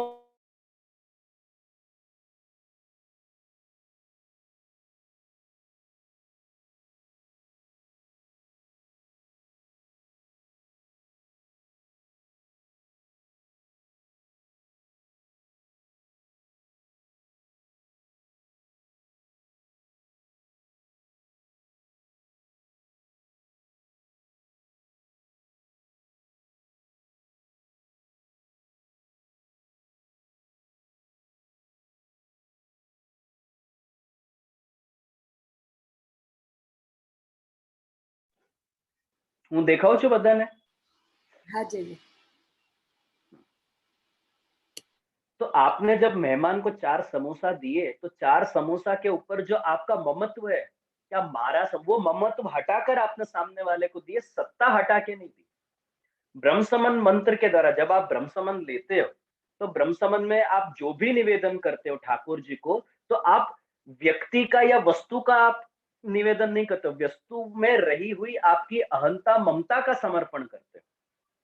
देह, इंद्रिय, प्राण, अंतःकरण, उसके धर्म, घर, पति पत्नी, पुत्र, सगे संबंधी, हे प्रभु ये सब आपको अर्पण। जब आप ये शब्द बोलते हो, तो आपने वस्तु अर्पण नहीं करी है, वस्तु में जो आपकी अहंता ममता है कि भाई ये सबको मैं मेरा मानता था, पर ये मेरे नहीं है, ये आपने मेरे को आपकी सेवा के लिए दिए।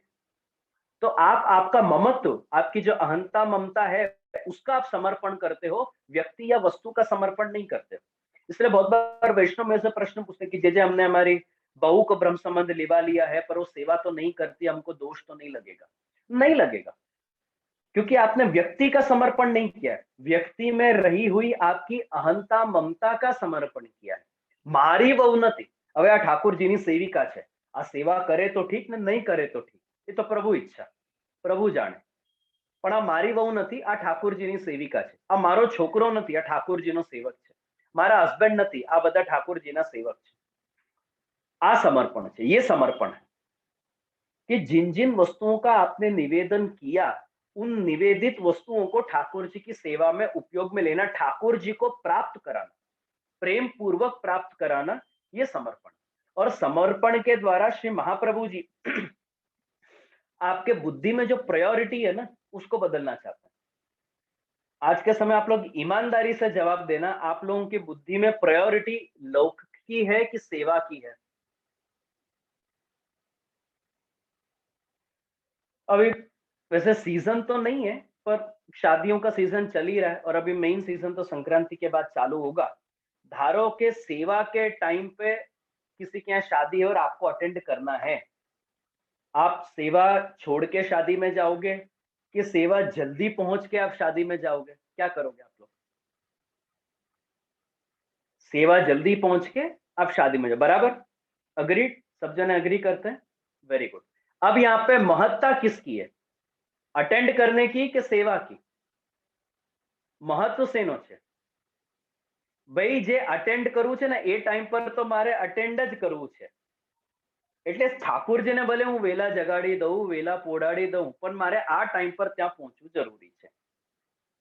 सही है गलत है मैं ये नहीं बोल रहा हूं, मैं ये नहीं बोल रहा हूं कि आप लोग गलत करते हो, पर आज कहीं ना कहीं अपने मन में लौकिक की प्रधानता है, सेवा की गौणता है। ठाकुर जी का नंबर बहुत पीछे आता है। आपकी प्रायोरिटी की लिस्ट अगर बनाएंगे ना कि आपके लिए क्या जरूरी है, तो उसमें ठाकुर जी का नंबर बहुत पीछे आता है। धारो कि आपको शादी में जाना है, आपने सेवा जल्दी पहुंचकर आपको शादी में जाना है, सही बात है, लेकिन उसी टाइम पर ठाकुर जी नहीं करे पर आपको हार्ट अटैक आया, अब आपकी प्रायोरिटी क्या है?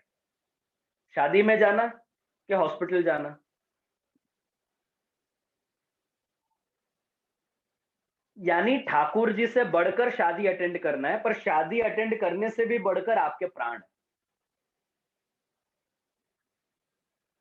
तो आप घर खरीदने जाओ, आप लोग जब भी घर खरीदने जाओ या रेंट पे घर लो, आप घर खरीदते समय ईमानदारी से जवाब दें, आप लोग घर खरीदते समय सबसे पहले क्या चेक करते हो? खुद का कंफर्ट, खुद की सुख सुविधा, कि आ घर ठाकुर जी लायक છે, आ घर सेवा लायक છે? आप घर खरीदने जाओ और वो घर आपके लिए तो अतिशय कंफर्टेबल है, आपके लिए एकदम परफेक्ट है, आपको मतलब जॉब के हिसाब से, आपके डेली रूटीन के हिसाब से, मार्केट के हिसाब से, हर प्रकार आपके बजट के हिसाब से आपको वो घर कंफर्टेबल है, पर वो घर में आप सेवा नहीं कर पाओगे। वो घर में सेवा के लिए कोई सुविधा नहीं है या सेवा के लिए ज्यादा सुविधा नहीं है। और फिर दूसरा एक ऐसा घर कि जो आपके लिए अनकंफर्टेबल है, आपके लिए बहुत कंफर्टेबल नहीं है लेकिन सेवा के लिए परफेक्ट है।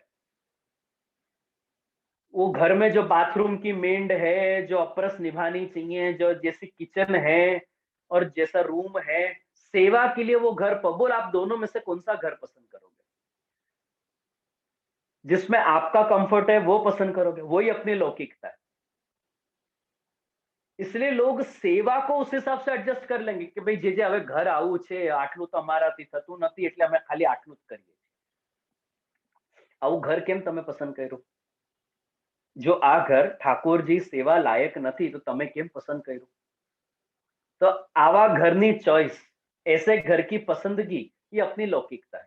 श्री महाप्रभु जी समर्पण के द्वारा आपकी इस लौकिकता को घटाना चाहते हैं और ठाकुर जी की मुख्यता को स्थापित करना चाहते हैं कि जब भी आप ऐसे कोई काम करो तो ठाकुर जी का विचार पहले करो। भाई अपन तो एडजस्ट कर लेंगे आगे पीछे, आज उल्टा हो गया, आज अपन ठाकुर जी को एडजस्ट कराते हैं, समर्पण के नाम पे अपन ठाकुर जी को एडजस्ट कराते हैं, खुद एडजस्ट नहीं होता है। चाहे रसोई पानी हो, लाइफस्टाइल हो, सेवा हो, हर चीज में अपन ठाकुर जी को एडजस्ट कराते हैं, खुद एडजस्ट नहीं करते। खुद वहीं एडजस्ट करेंगे जहां मजबूरी है एडजस्ट करने की। जब तक अपने ऊपर कोई मजबूरी नहीं होती अपन एडजस्ट नहीं कर सकते। तो ऐसे ये जो अपनी प्रायोरिटी की लिस्ट है ना, इसमें ठाकुर जी का नंबर बहुत पीछे आता है। श्री महाप्रभु जी समर्पण के द्वारा इस लिस्ट को चेंज करना चाहते हैं कि सबसे पहली प्रायोरिटी ठाकुर जी को रखो, ठाकुर जी को बीच में रखो, केंद्र में रखो और फिर अपनी पूरी लाइफस्टाइल ठाकुर जी के इर्द गिर्द आप सेटअप करो, ठाकुर जी के हिसाब से आपका पूरा डेली रूटीन सेट करो। ये समर्पण है, ऐसा रूटीन सेट करना ही आपका समर्पण है। श्रीमद् भागवत के एकादश स्कंद में समर्पण के विषय में एक श्लोक आता है, कायेन वाचा मनसेन्द्रिये वा बुद्ध्यात्मना वा अनुसृत स्वभावा करोति यत्तत् सकलम परस्मै नारायणाय इति समर्पयेत। शरीर, वाणी, मन, बुद्धि, चित्त, अहंकार, आपका स्वभाव, इन सब से आपसे जो भी कर्म होते हैं, जो भी कर्म करते हो, आना थकी तमे जे करो छो, वो सब आप नारायण को अर्पण करो। नारायण को अर्पण करने से आपकी ये सारी क्रिया ब्रह्ममय बन जाएगी, ब्रह्मात्मक बन जाएगी। यदि आप नारायण को अर्पण नहीं करोगे तो ये लौकिक रह जाएंगे, लेकिन अगर नारायण को ध्यान में रखकर आप ये सारे कार्य करोगे तो ये कार्य भी आपके अलौकिक ब्रह्म रूप बन जाएंगे। खुद के अंदर एक आदत डालो, एक प्रैक्टिस डालो कि मेरा बोला हुआ शब्द नारायण को, आपके घर में विरासत ठाकुर जी को प्रिय लगेगा कि नहीं लगेगा। मेरा ये काम, मैं जो काम कर रहा हूं, ये ठाकुर जी को प्रिय लगेगा कि नहीं लगेगा। आपकी हर एक कृति छोटी से छोटी हो, बड़ी से बड़ी हो, उसके पहले इस बात का विचार करो। ये समर्पण है। फिर आपको किसी को 4 गाली अगर देने की इच्छा होगी ना, तो उसके पहले आपको विचार आएगा, मैं अगर ये 4 गाली दूंगा तो ठाकुर जी को प्रिय लगेगा कि नहीं लगेगा। मैं अगर बिजनेस में फ्रॉड करूं, कोई छेतरपिंडी करूं, तो वो क्रिया ठाकुर जी को पसंद आएगी कि नहीं आएगी। ऐसी कृति से कमाया हुआ धन क्या ठाकुर जी सेवा में अंगीकार करेंगे कि नहीं करेंगे। मैं बाजार का खाने जा रहा हूं, क्या मेरी ये कृति ठाकुर जी को पसंद आएगी कि नहीं आएगी। आप भले खाने जाओ, मैं मना नहीं करता, मना करने से आप लोग रुकोगे भी नहीं। आप भले खाने जाओ, लेकिन उसके पहले इतना विचार करो, ये विचार करके आप बाहर का खाना खाओ। एक दिन तो आपकी आदत धीरे धीरे करके, गारंटी देता हूं, छूट जाएगी। एक दिन तो आपका गिल्ट ओवरटेक करेगा और गिल्ट के कारण फिर आप बाहर खाना धीरे धीरे बंद कर दोगे। क्या भाई, महाप्रभु जी ने आज्ञा करी है, ठाकुर जी को भी मेरा बाहर खाना पीना बहुत पसंद नहीं है, पर फिर भी मेरे से बाहर खाना पीना हो जाता है, कोई बात नहीं, ये विचार करके खाना खाओ। हर बार बाहर का खाने पीने के पहले ये बात का विचार करो। एक दिन तो आपके अंदर ये गिल्ट उत्पन्न होगा कि भाई बस अवे बहुत है, अब मेरे को बाहर का नहीं खाना है, अब मैं जो भी है ठाकुर जी को धरा हुआ ही खाऊंगा। ये समर्पण। और फिर श्लोक के अंत में आता है दान। दानम स्वकीयता त्याग। जब आप खुद का स्वामित्व हटाकर सामने वाले का स्वामित्व स्थापित करते हो, वो प्रक्रिया दान है, उसको दान कहते हैं। और ठाकुर जी को दान जिसको अपन दूसरे शब्दों में भेंट भी कहते हैं, कि ठाकुर जी को भेंट करी हुई वस्तु, दान करी हुई वस्तु कभी भी अपने उपयोग में नहीं आनी चाहिए। अगर जो गलती से भी आ जाए तो आपको देव द्रव्य का दोष लगेगा। समर्पण और दान दोनों में क्रिया सेम है। अब यहाँ आप लोग डिफरेंस समझ जाओ कि समर्पण और दान में क्या अंतर है। दोनों में आपकी क्रिया सेम है, आप दे रहे हो सामने वाले को आप दे रहे हो, लेकिन समर्पण में आप केवल आपकी अहंता ममता हटा के आप देते हो, खुद का स्वामित्व हटा के नहीं देते। दान में आप खुद का स्वामित्व हटाकर सामने वाले को दे देते हो, इसलिए उसका पुनः आप उपयोग नहीं कर सकते, नहीं करना चाहिए, दोष लगेगा। समर्पण का पुनः उपयोग करने में दोष नहीं लगता, क्योंकि स्वामित्व नहीं हटाते हो आप, खाली अहंता ममता हटा के ये प्रभु की है और ठाकुर जी ने मेरे को उनके सेवा के लिए दी है। ठाकुर जी का भोग अपन को खाने से क्यों देव द्रव्य का दोष नहीं लगता है, क्योंकि ठाकुर जी खुद प्रसाद के रूप में वो अपन को देते कि ले ये तू खा, इससे तू तेरे शरीर का पोषण कर, क्योंकि तेरा शरीर सेवा का साधन है। अगर जो वस्तु आप ठाकुर जी को भेंट धर दो, वो वस्तु आपके उपयोग में नहीं आनी चाहिए। धारो के आप यहाँ पे चेन्नई आए, चेन्नई में आप हवेली आए, और हवेली में आप आओ और आप दूध लेकर आओ कि जे आ 1 किलो दूध अपना माटे आपने मेरे को भेंट कर दिया। अब अगर आपको भूख लगे तो आप बोल सकते हैं जे मारा माटे 1 कप चा आपी सकता आप। भाई एमाती ए दूध माती તમારાથી ચા પીવાય કે ન પીવાય? ઠાકોરજીને જે તમે અર્પણ કરો છો એમાંથી ચા પીવાય કે ન પીવાય? એમાંથી તમે લઈ શકો છો ને અમને ધરો એમાંથી કેમ નહીં લઈ શકો છો? તમે અમારા ઘરે આવો ને અમને ભેટ ધરો એ તમારું ભેટ। અમે તમારા ઘરે આવીએ અને તમે જે આપો ને તે સમર્પણ। તમે અમારા ઘરે આવો ને 1 लीटर दूध મૂકીને જાઓ, એમાંથી એ दूध તમારાથી ન લેવાય પ્રસાદના રૂપમાં। वो दूध आप नहीं ले सकते प्रसाद के रूप में। आप बोलो जे आप हमने थोड़ा अधरामृत आपो, हम हमारी इच्छा से आपको दें तो बात अलग है, आप अपनी इच्छा से ले नहीं सकते। अब मैं आपके घर पधरामनी में आऊं, आप मेरे आगे दूध घर का थाल आप लाके रख दो, दूध नारियल पानी वगैरह आप सब लाके रख दो, उसमें मैं दूध थोड़ा लेके थोड़ा छोड़ दूं, तो वो दूध आप ले सकते हो कि नहीं? वो दूध आप ले सकते हो, उसमें आपको गुरु द्रव्य या देव द्रव्य का दोष नहीं लगेगा, क्योंकि वहां पे आपने समर्पण किया है, खाली प्रेम पूर्वक आपने अंगीकार कराया है, वस्तु से स्वामित्व नहीं हटाया। लेकिन हमारे यहाँ के जो वस्तु आप पधरा के जाते हो, उस वस्तु में से आप आपका स्वामित्व हटा देते हो कि जे अपना माटे छे। तो ये समर्पण और दान में अंतर है। तो निवेदन, समर्पण और दान, ये तीनों एक दूसरे से मिलते जुलते हैं, पर तीनों में थोड़ा थोड़ा अंतर है। तो यह मूल कहने का तात्पर्य यह है कि जिन वस्तुओं का आप डायरेक्टली समर्पण नहीं कर सकते हो, उन वस्तुओं का आप पहले निवेदन करो, ठाकुर जी से विनती करो, उनसे विज्ञापना करो, और उसके बाद उस वस्तु को खुद के उपयोग में लो। और श्लोक के दूसरे भाग में श्री महाप्रभु जी आगे आज्ञा करते हैं कि नमतम देव देवस्य सामे भुक्तम समर्पणम। ठाकुर जी को निवेदन करने का पदार्थ गलती से भी खुद के उपयोग, ठाकुर जी को निवेदन करने का पदार्थ उनको निवेदन करने से पहले गलती से भी अपने उपयोग में नहीं आना चाहिए। अगर जो अपने उपयोग में आ गया तो वो वस्तु सामीभुक्त, सामीभुक्त यानी अर्धभुक्त बन जाएगी। अब ये अर्धभुक्त समझना बहुत जरूरी है, ध्यान से समझना। आप लोग बाजार से ठाकुर जी के लिए 4 केला लेकर आए। 4 केला में से 2 केला आपने खा लिए, आपने खुद ही खा लिया। अब बचे हुए 2 केला ठाकुर जी को धर सकते हो कि नहीं धर सकते?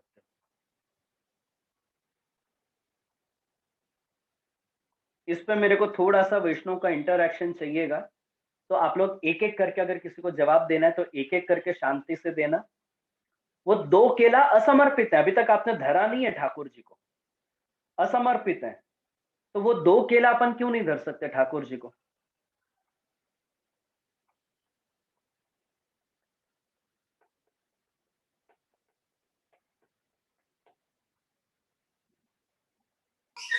वो 2 केला अर्धभुक्त क्यों है? अर्धभुक्त है तो इसलिए नहीं हमने कर खाया तो वो जूठन हो गई ना। नहीं तो केला, अभी देखो केला है, एक बंच है, बंच में 4 केला है, आपने अलग से एक एक प्लक किया ना, बचे हुए 2 केला बचे, इसलिए मैंने स्पेसिफिकली केले का उदाहरण दिया। आपने प्लक कर लिया, 2 केला तो बचे, और जूठन हाथ से ठाकुर आपने जी के स्पर्श नहीं लिए किया। लाए, इसलिए ठाकुर जी पहले का हमने नाम उससे लेके तो लाए लिया हैं, है। तो नहीं पहले नहीं लेना उससे चाहिए। तो ले करना लिया है चाहिए। प्रभु को धरने के पहले, इसलिए पहले नहीं लेना पहले चाहिए। निकाल दिया आप हमारे लिए, प्रभु का इसलिए भोग नहीं निकाल लेना दे सकते। चाहिए, फिर बाद में यूज करना चाहिए। जय वो नहीं, देखो, अर्धभुक्त हो गया, लिया था। ये वो अर्धभुक्त हो जूठन गया। नहीं हो गई क्या? पहले ठाकुर जी के जूठन लिए हो गई ना लिया, हमारी। प्रभु अर्धभुक्त ले नहीं नहीं है सकते। ठाकुर जी को कैसे जय धरा है? दंडवत। अच्छा चलो कोई बात नहीं, कोई बात नहीं। देखो अर्धभुक्त हो गया। अर्धभुक्त और जूठन दोनों में अंतर है। 2 केला भले जूठन नहीं है पर अर्धभुक्त है, क्योंकि आपने पहले ले लिया। अगर आपको 2 केला खुद खाने ही है तो आपको बाजार से ही 2-2 केला की 2 थैली बनवानी चाहिए, ये मेरे लिए, ये ठाकुर जी के लिए। इससे ये मैं इसलिए डिस्कस कर रहा हूं क्योंकि काफी सारे वैष्णव घर में जो सखड़ी धरते हैं, खास करके जो सखड़ी धरते हैं, वो एक ही टाइम सखड़ी धरते हैं, दूसरे टाइम वो सखड़ी नहीं धरते, मतलब ठाकुर जी को भोग नहीं धरते। तो ये खास उन वैष्णव के लिए कि आपको भंडार, जो आप अपने घर में ठाकुर जी का स्टोर रूम मेंटेन करते हो, जो भंडार मेंटेन करते हो, फल फ्रूट अनाज, ये किस तरीके से मेंटेन करना चाहिए। ये तो केले का मैंने बहुत सिंपल उदाहरण दिया, लेकिन अब चावल, आटा, दाल, ये सब भी अपन को इसी हिसाब से मेंटेन करना चाहिए। आपको 2 अलग बंडल बना के रखने चाहिए कि भाई ये ठाकुर जी के लिए, ये मेरे लिए। और जब जब आपको ठाकुर जी को भोग धरना है, तब तक ठाकुर जी का जो बंडल या ठाकुर जी का जो पैकेट आपने बना के रखा है या डब्बा है, उसमें से ही आपको रसोई बनानी चाहिए। जब आप अपने लिए रसोई बनाते हो, धारो कि आप शाम को सखड़ी ले रहे हो पर ठाकुर जी को नहीं धरते हो, आप डायरेक्ट खाने वाले बनाकर आप सीधा खाओगे, तो आपको फिर ठाकुर जी के लिए जो आपका अगर कॉमन भंडार है और उसमें से अगर आप लेके, सुबह आपने दाल चावल चढ़ाया, ठाकुर जी को भोग धरा और आपने खाया, शाम को आपको फिर से दाल चावल चढ़ाना है, रोटी या थेपला बनाना है, उसी बंडल में से आप अगर लोट लेके बांधोगे तो वो बचा हुआ जो पूरा बंडल है वो अर्धभुक्त हो जाएगा। भले जूठन नहीं है, जूठन नहीं है, पर अर्धभुक्त हो जाएगा। उसके बाद से उसमें से फिर आप ठाकुर जी को नहीं धर सकते।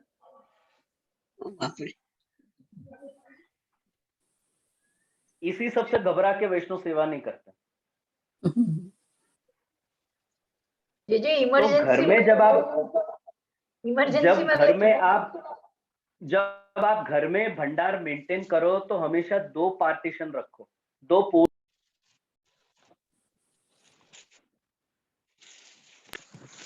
घर में 2 डिवीजन रखो, आपके स्टोर में, आपके किचन में, जहां पे भी आपके पास जितनी सुविधा है उसके अनुसार 2 पोर्शन रखो, 2 पैकेट रखो।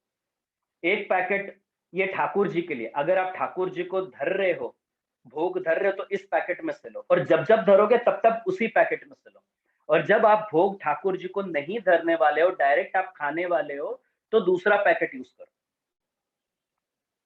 उस पैकेट में से आप नहीं ले सकते जिस पैकेट में से आपने सुबह ठाकुर जी को भोग धरा, जिसमें से आपने सुबह ठाकुर जी को रसोई करी।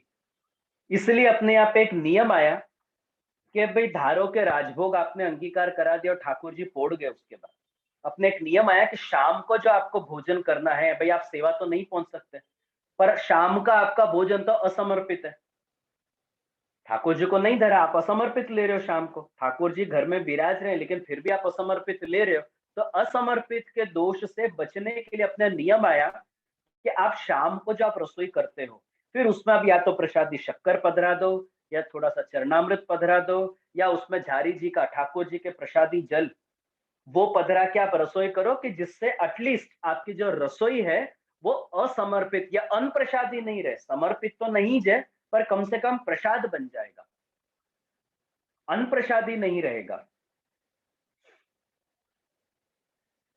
तो जब आप ठाकुर जी को डायरेक्टली भोग धरते हो तो आपको एक बंडल रखना चाहिए, एक बॉक्स मेंटेन करना चाहिए, जिसमें से आप सब सामग्री उनके लिए धरो।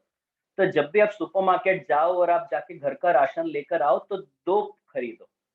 भले आपको 1 किलो चावल ही खरीदो, मैं नहीं कह रहा कि 2 किलो चावल खरीदो, 1 किलो खरीदो, पर आधा किलो के 2 पैकेट खरीदो कि ये मेरे लिए, ठाकुर जी के लिए। फिर खुद की रसोई जब भी बनाते हो, खुद का नाश्ता बनाते हो, मेहमान आए उनके लिए नाश्ता बनाते हो, तो खुद के बंडल में से बनाओ, ठाकुर जी के में से नहीं। इमरजेंसी में भी, और अगर बाई चांस ठाकुर जी में से आपने ले लिया तो पूरा पैकेट उठा के अपने में रख लो, फिर उसमें से ठाकुर जी के लिए यूज मत करो, फिर ठाकुर जी के लिए फ्रेश खरीद कर लेकर आओ।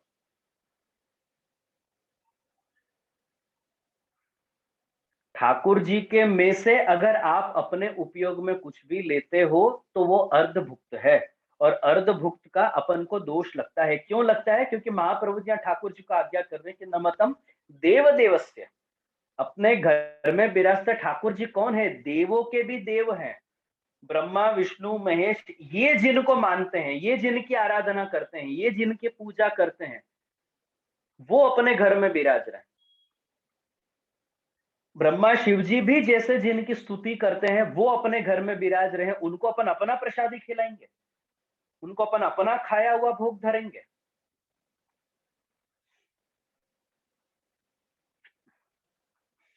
तो इसलिए अपने घर में कौन विराज रहे हैं ये समझकर अपन को अपनी सेवा की क्रिया करनी चाहिए कि अपने यहाँ विराजते ठाकुर जी देवों के भी देव हैं, तो उनको अपन अपना खाया हुआ या अपन का लिया हुआ उसमें से अपन कैसे ठाकुर जी को धर सकते हैं। और यही सिद्धांत गुरु के लिए भी लागू होगा। आप आपके उपयोग में करी हुई वस्तु आप गुरु को धर सकते हो।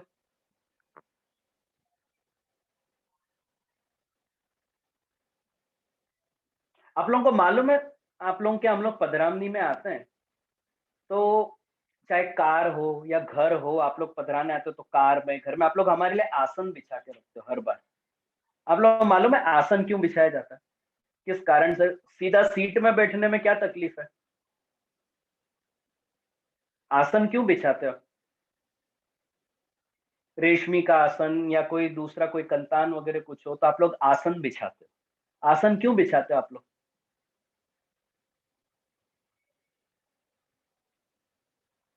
इतने साल से आप लोग कर रहे हो, लेकिन आप लोगों को आइडिया है इसके पीछे कारण क्या है? अब देखो, उदाहरण देता हूं। आप जिस कार में या जिस व्हीकल में आप हमको पधराने आते हो वो आपकी यूज करी हुई है, सीट आपकी यूज करी हुई है। अब यूज करी हुई में गुरु को बिठा सकते हैं? नहीं बिठा सकते। हमारे लिए आप नवी सीट लेकर आ सकते हो? नहीं लेके आ सकते हो। जब जब पदराम नहीं कराओ तब तब सीट चेंज कराएंगे क्या? तो वो भी पॉसिबल नहीं। इसलिए अपन आसन बिछाते हैं कि एटलीस्ट भाई जो गुरु पधार रहे हैं, जो ठाकुर जी अपनी गाड़ी में पधार रहे हैं, वो अपन का जो वापरा हुआ है उसमें नहीं बिराजे, ऊपर किसी रेशमी में बिराजे, क्योंकि रेशमी छुआती नहीं है। घर में सोफा में आप लोग आके हमारे लिए आसन बिछा के रखते हो, सोफा आप लोगों का यूज किया हुआ है, आप लोगों के यूज किए में हम लोग बैठ सकते हैं? नहीं बैठना चाहिए, खरेखर तो नहीं बैठना चाहिए। पर हमारे आप नया सोफा लेकर आओगे, वो भी प्रैक्टिकली पॉसिबल नहीं है। आप हमारे लिए नया सोफा भी नहीं लेके आओगे।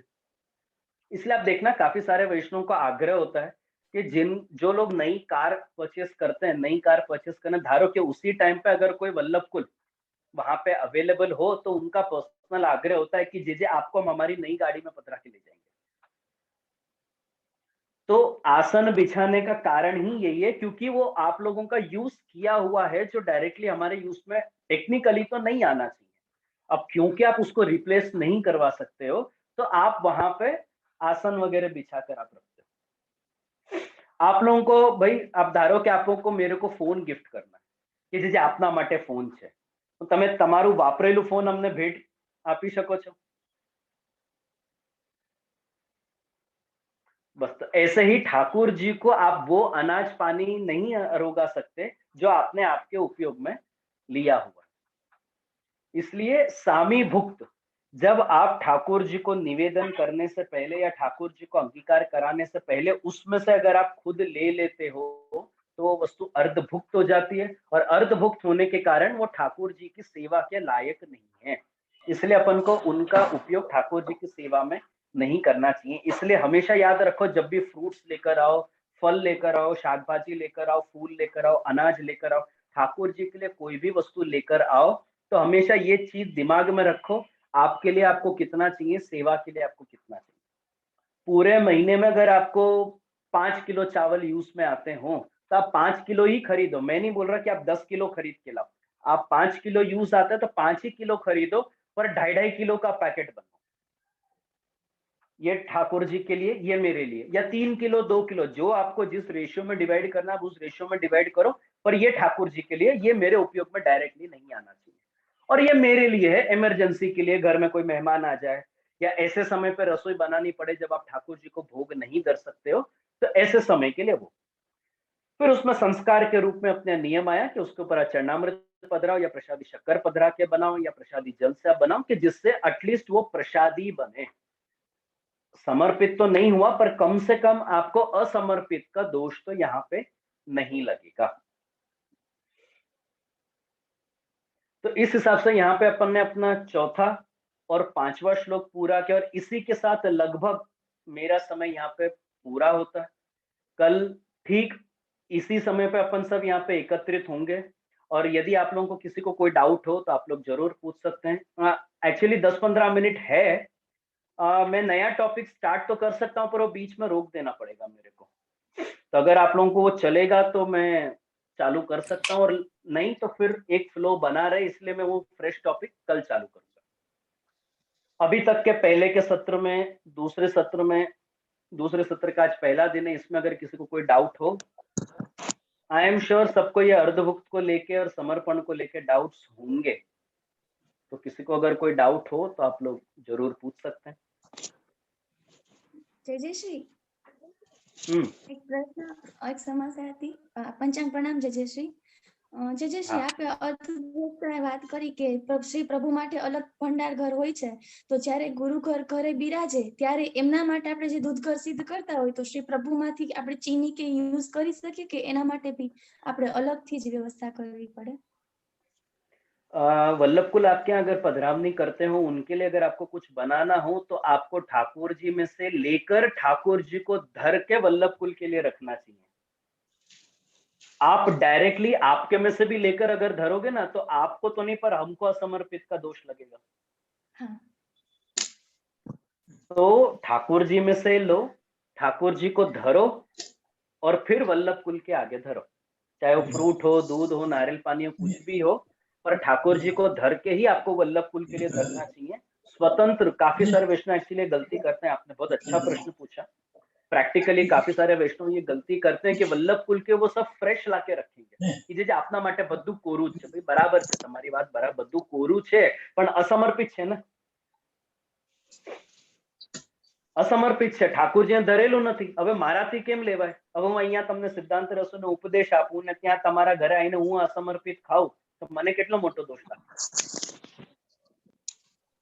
तो गुरु को हमेशा ठाकुर जी का प्रसादी ही धरना चाहिए वो फिर आप नहीं ले लेना हो फिर गुरु में भी ये बात का आपको ध्यान रखना चाहिए कि ठाकुर जी को धर के ऐसा नहीं कि उसमें से आपने वही 4 केला का उदाहरण लो आपने ठाकुर जी को 4 केला धर के आपने 2 केला खा ली और 2 केला गुरु के आगे नहीं वो गुरु के प्रति फिर आपको दोष लगेगा अर्धभुक्त का जो दोष आपको ठाकुर जी के केस में लगेगा सेम दोष आपको फिर गुरु के लिए भी लगेगा हाँ, दंडवत प्रणाम जीजी हाँ जीजी एक प्रश्न છે જે આપશ્રી જેમ સમજાવ્યું કે ભંડાર આપણે અલગ કરવાનું જે ઠાકોરજી માટે તો એવી રીતના આપણે કોઈ પાત્ર બી જે છે એમ કે મોટા ઓમ તો આપણા ઠાકોરજીના પાત્ર અલગ જ જોઈએ જે ધાર ધરવાના પણ મોટા વાસણ જેમ કે કુકર છે પાટલો વેણું છે તો આવા જે પાત્ર જે છે તો ઈ પણ આપણે જુદા રાખવાના કે જેમાં આપણે પોતે જમતા ન હોય પણ રસોઈમાં આપણે બંને એક વાપરી શકીએ देखो जिस पात्र में आप खुद नहीं खाते हो या आप जूठन नहीं करते हो वो पात्र कॉमन रहेंगे तो चलेगा जैसे आपने कुकर कढ़ाई का उदाहरण दिया तो काफी लोगों को कुकर से खाने की आदत है मैं मास्टर शेफ वगैरह देखता हूँ ना तो उसमें काफी सारे कुकर में से उठा के टेस्ट करेंगे कि बराबर बना नहीं बना नमक कम मसाला ज्यादा तो ऐसा कुकर फिर ठाकुर जी में नहीं जाना चाहिए ऐसी कढ़ाई ऐसा कुकर नहीं जाना चाहिए अब जहां तक है बर्तन की बात अब देखो अपने यहाँ पे प्राचीन नियम ऐसा था कि ठाकुर जी के ज्यादातर बर्तन सोना या चांदी के होते थे सोना और चांदी में एडवांटेज ये है कि वो जूठन नहीं होता छुआता नहीं चांदी के बर्तन जैसे आपके यहाँ गुरु पधारे तो ठाकुर जी को जो चांदी के थाली में आप भोग धरते हो वो थाली आप गुरु के आगे भी धर सकते हो फिर उसको मांझ के आप फिर ठाकुर जी में ले सकते हो वो नहीं छुआता सोना चांदी नहीं छुआता लेकिन फॉर एग्जाम्पल अगर आप स्टील के यूज कर रहे हो तो स्टील का छुआता है तो आपको सेट अलग मेंटेन करना पड़ेगा ठाकुर जी का सेट गुरु का सेट और आपका पर्सनल सेट ठाकुर जी का और गुरु का भी एक नहीं हो सकता नहीं तो हमारे खाए हुए में ठाकुर जी को धरने का फिर हमको दोष लगेगा अगर आप स्टील का यूज करते हो और सबसे बेस्ट है जो अपने यहाँ प्राचीन समय में यूज होता था पत्तल दोना पत्तल यूज एंड थ्रो कोई माथाकूट नहीं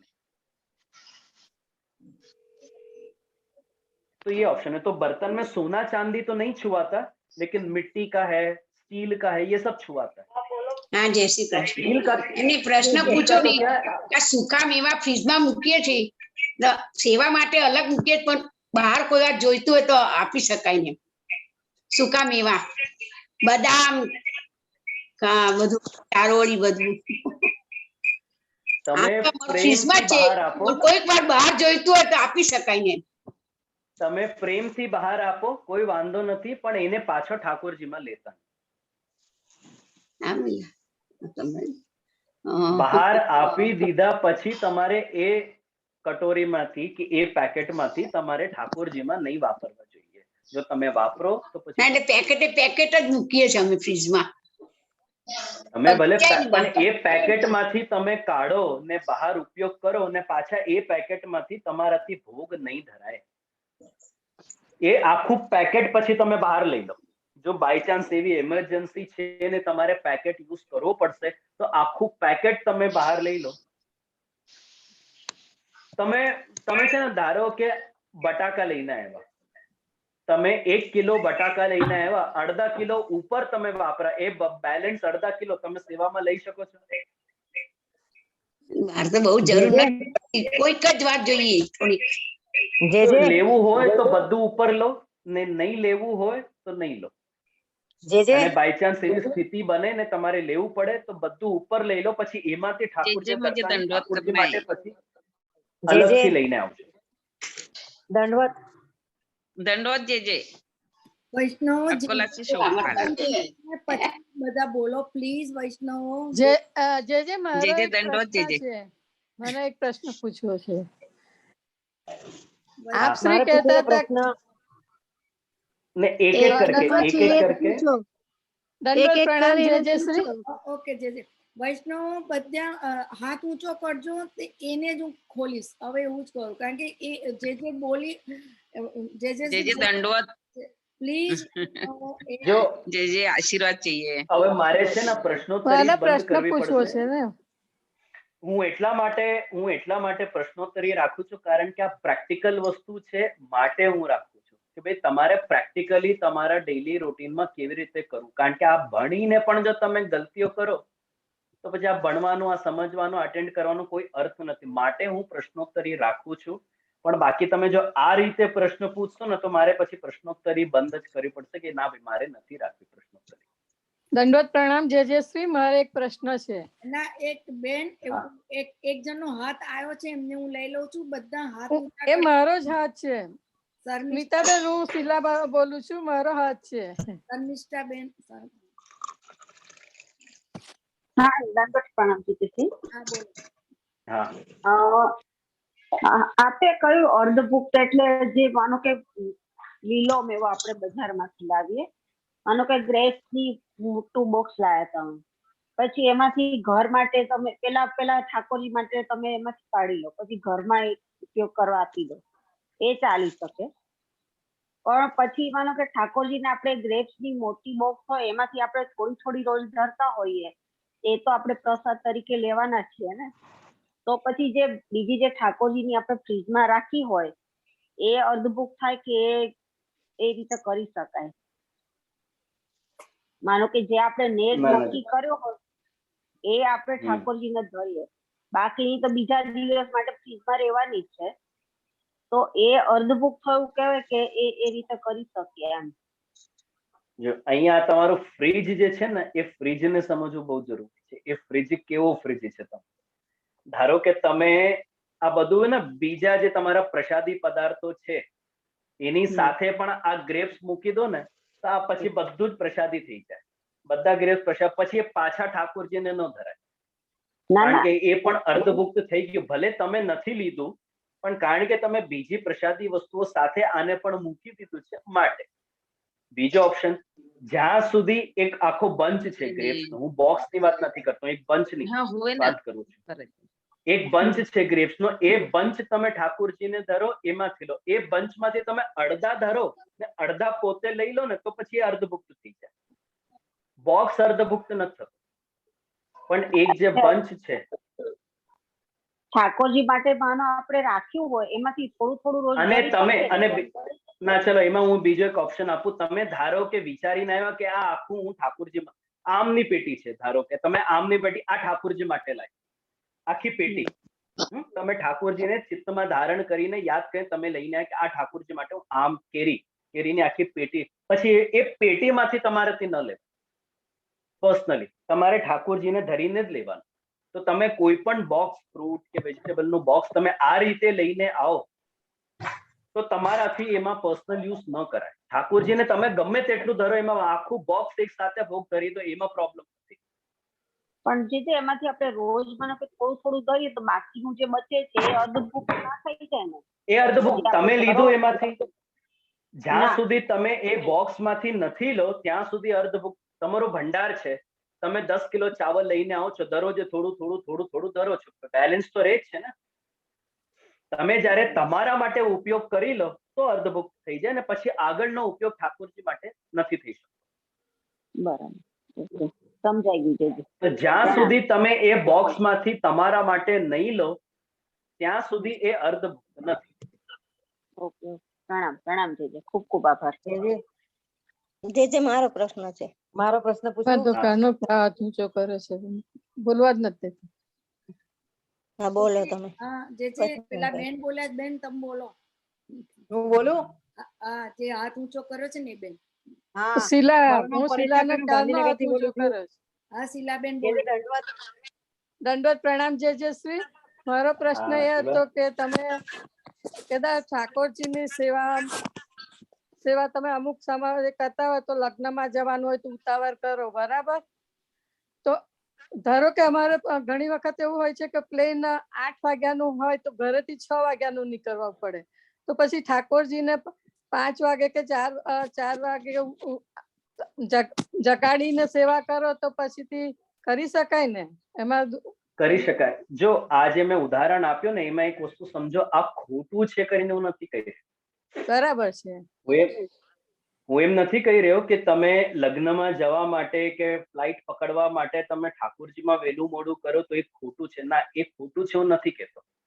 પણ અહીંયા બે વસ્તુ સમજવાની છે કે ચલો ટિકિટ બુક કરતા સમય પણ તમારા ચિત્તમાં શું હતું? મારા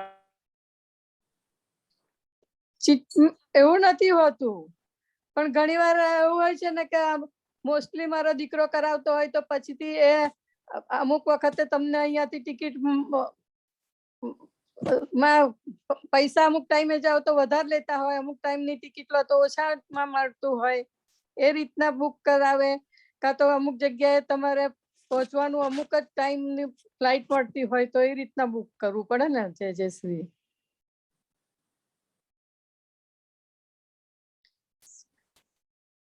વૈષ્ણવ જેજેશ્રી નો વાઈફાઈ નો થોડો ટેકનિકલ પ્રોબ્લેમ છે, હમણાં બિરાજ છે. નીતાબેન, મારે એક પ્રશ્ન છે. ના, 1 મિનિટ, બધાના વારા પરથી કયા બેનનો પતાઈ દેવા દો એટલે જે. હા, જે તમે લોકો એક પછી એક કરો. બને ત્યાં સુધી તમે પ્રયત્ન કરો કે તમે એવી ટિકિટ લો કે તમે સેવા પહોંચીને તમે એરપોર્ટ કે તમે ફ્લાઇટમાં તમે ચડી શકો. સૌથી પહેલું તો તમારું જે ફોકસ છે એ એના ઉપર હોવું જોઈએ કે ના ભાઈ ઠાકોરજીના ટાઈમ પર એમની સેવા પહોંચીને પછીની જે ફ્લાઇટ છે ને એ લઈએ આપણે. જયશ્રી, એ બેનનો એવો ક્વેશ્ચન હતો, એમને એવું કહ્યું કે ટિકિટ દીકરાઓ લે અને ઘણી વાર સવારની ટિકિટ અમુક ચીપ હોય છે ને એવું બધું હોય એટલે છોકરા એવી રીતના લેતા હોય એટલે અમને એડજસ્ટ થતું નથી.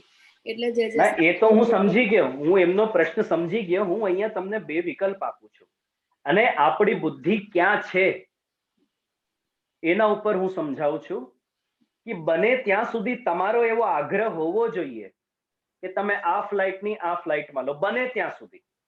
અને જ્યારે એવો વિકલ્પ નથી હોતો કે ના ભાઈ મમ્મી આ જ ફ્લાઇટ છે, સેવા સાથે ક્લેશ થાય છે, તમારે આ જ ફ્લાઇટમાં જવું પડશે કે આ લગ્નનો આ જ ટાઈમ છે, તો તમે ભલે વેલા ઠાકોરજીને પહોંચીને તમે એરપોર્ટ જાઓ, ફ્લાઇટ પકડો, એમાં કશે વાંધો નથી.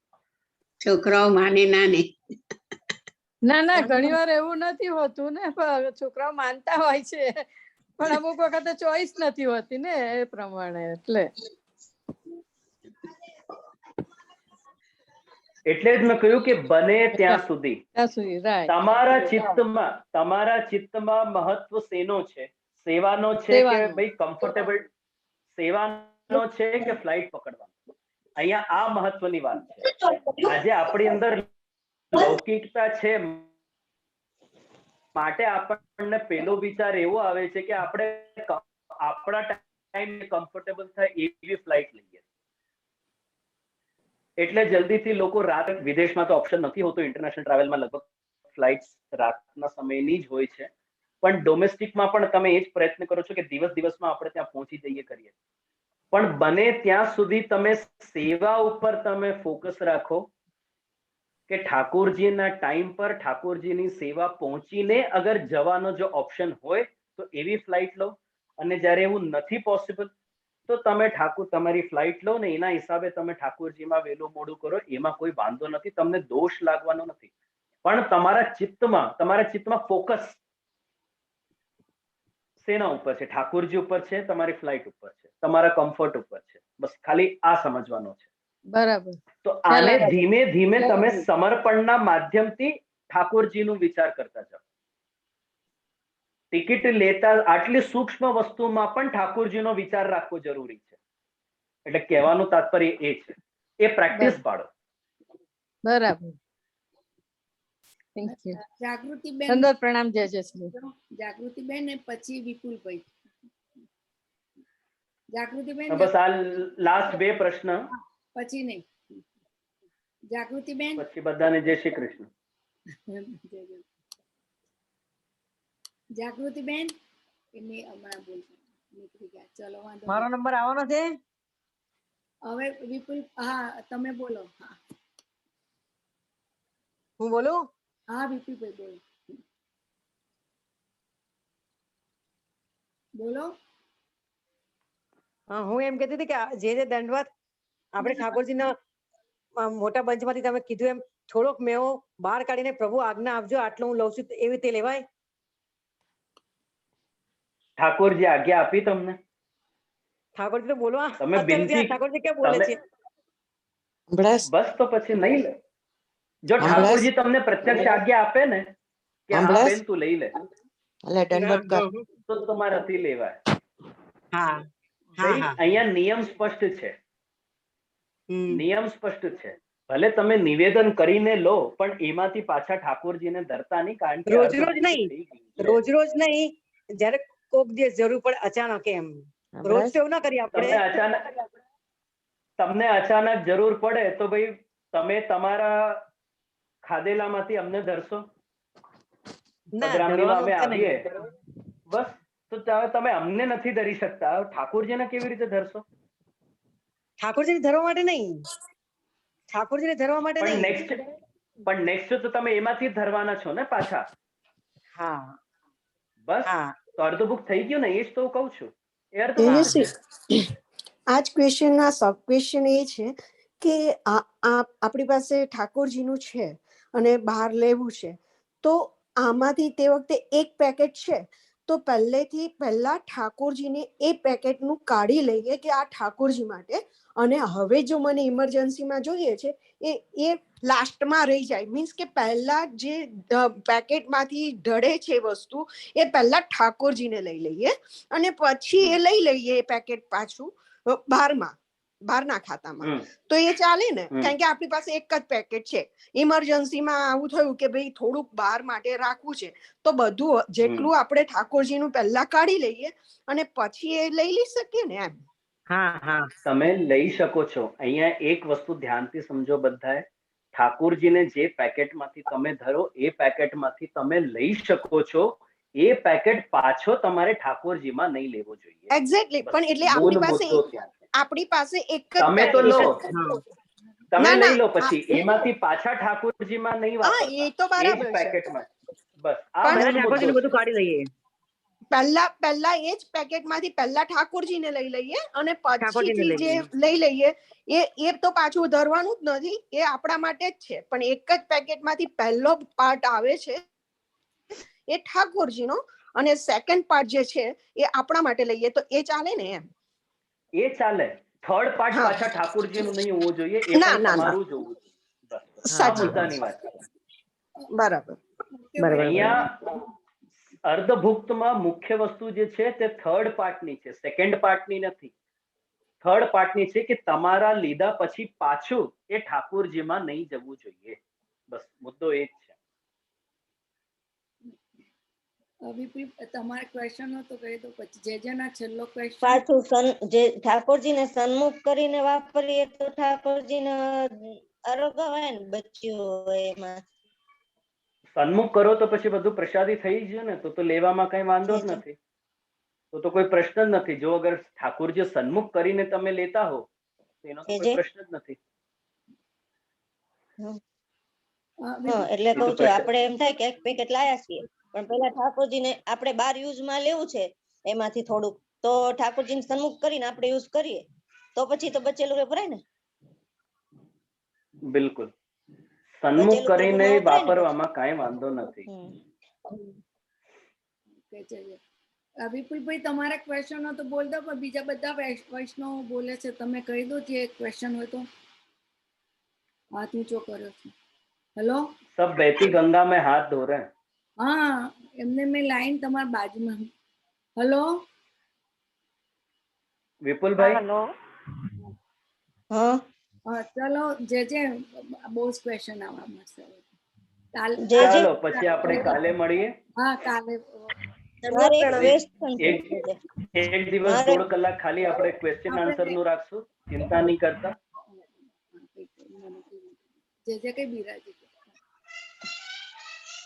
અને હું છે ને એક કામ કરીશ, હું છે ને સ્મિતાબેન ને હવે એક રિક્વેસ્ટ કરીશ કે સ્મિતાબેન એક કામ કરજો, તમે ટિકિટ પાડો, પ્રશ્નો નહીં. ના હું હા મને લખી તો પછી છે ને જેટલા જેન્યુઅન પ્રશ્નો છે ને એ જ આવશે. પછી ના રિપીટેડ પ્રશ્નો નહીં આવે ને બધાના પ્રશ્નો નહીં આવે. બધાને ટિકિટ પાડજો હવે પ્રશ્નની. કેટલા ડોલર રાખવા છે તમે નક્કી કરી લેજો. પછી ખાલી લિમિટેડ પ્રશ્નો જ આવશે અને કામના જ પ્રશ્નો આવશે.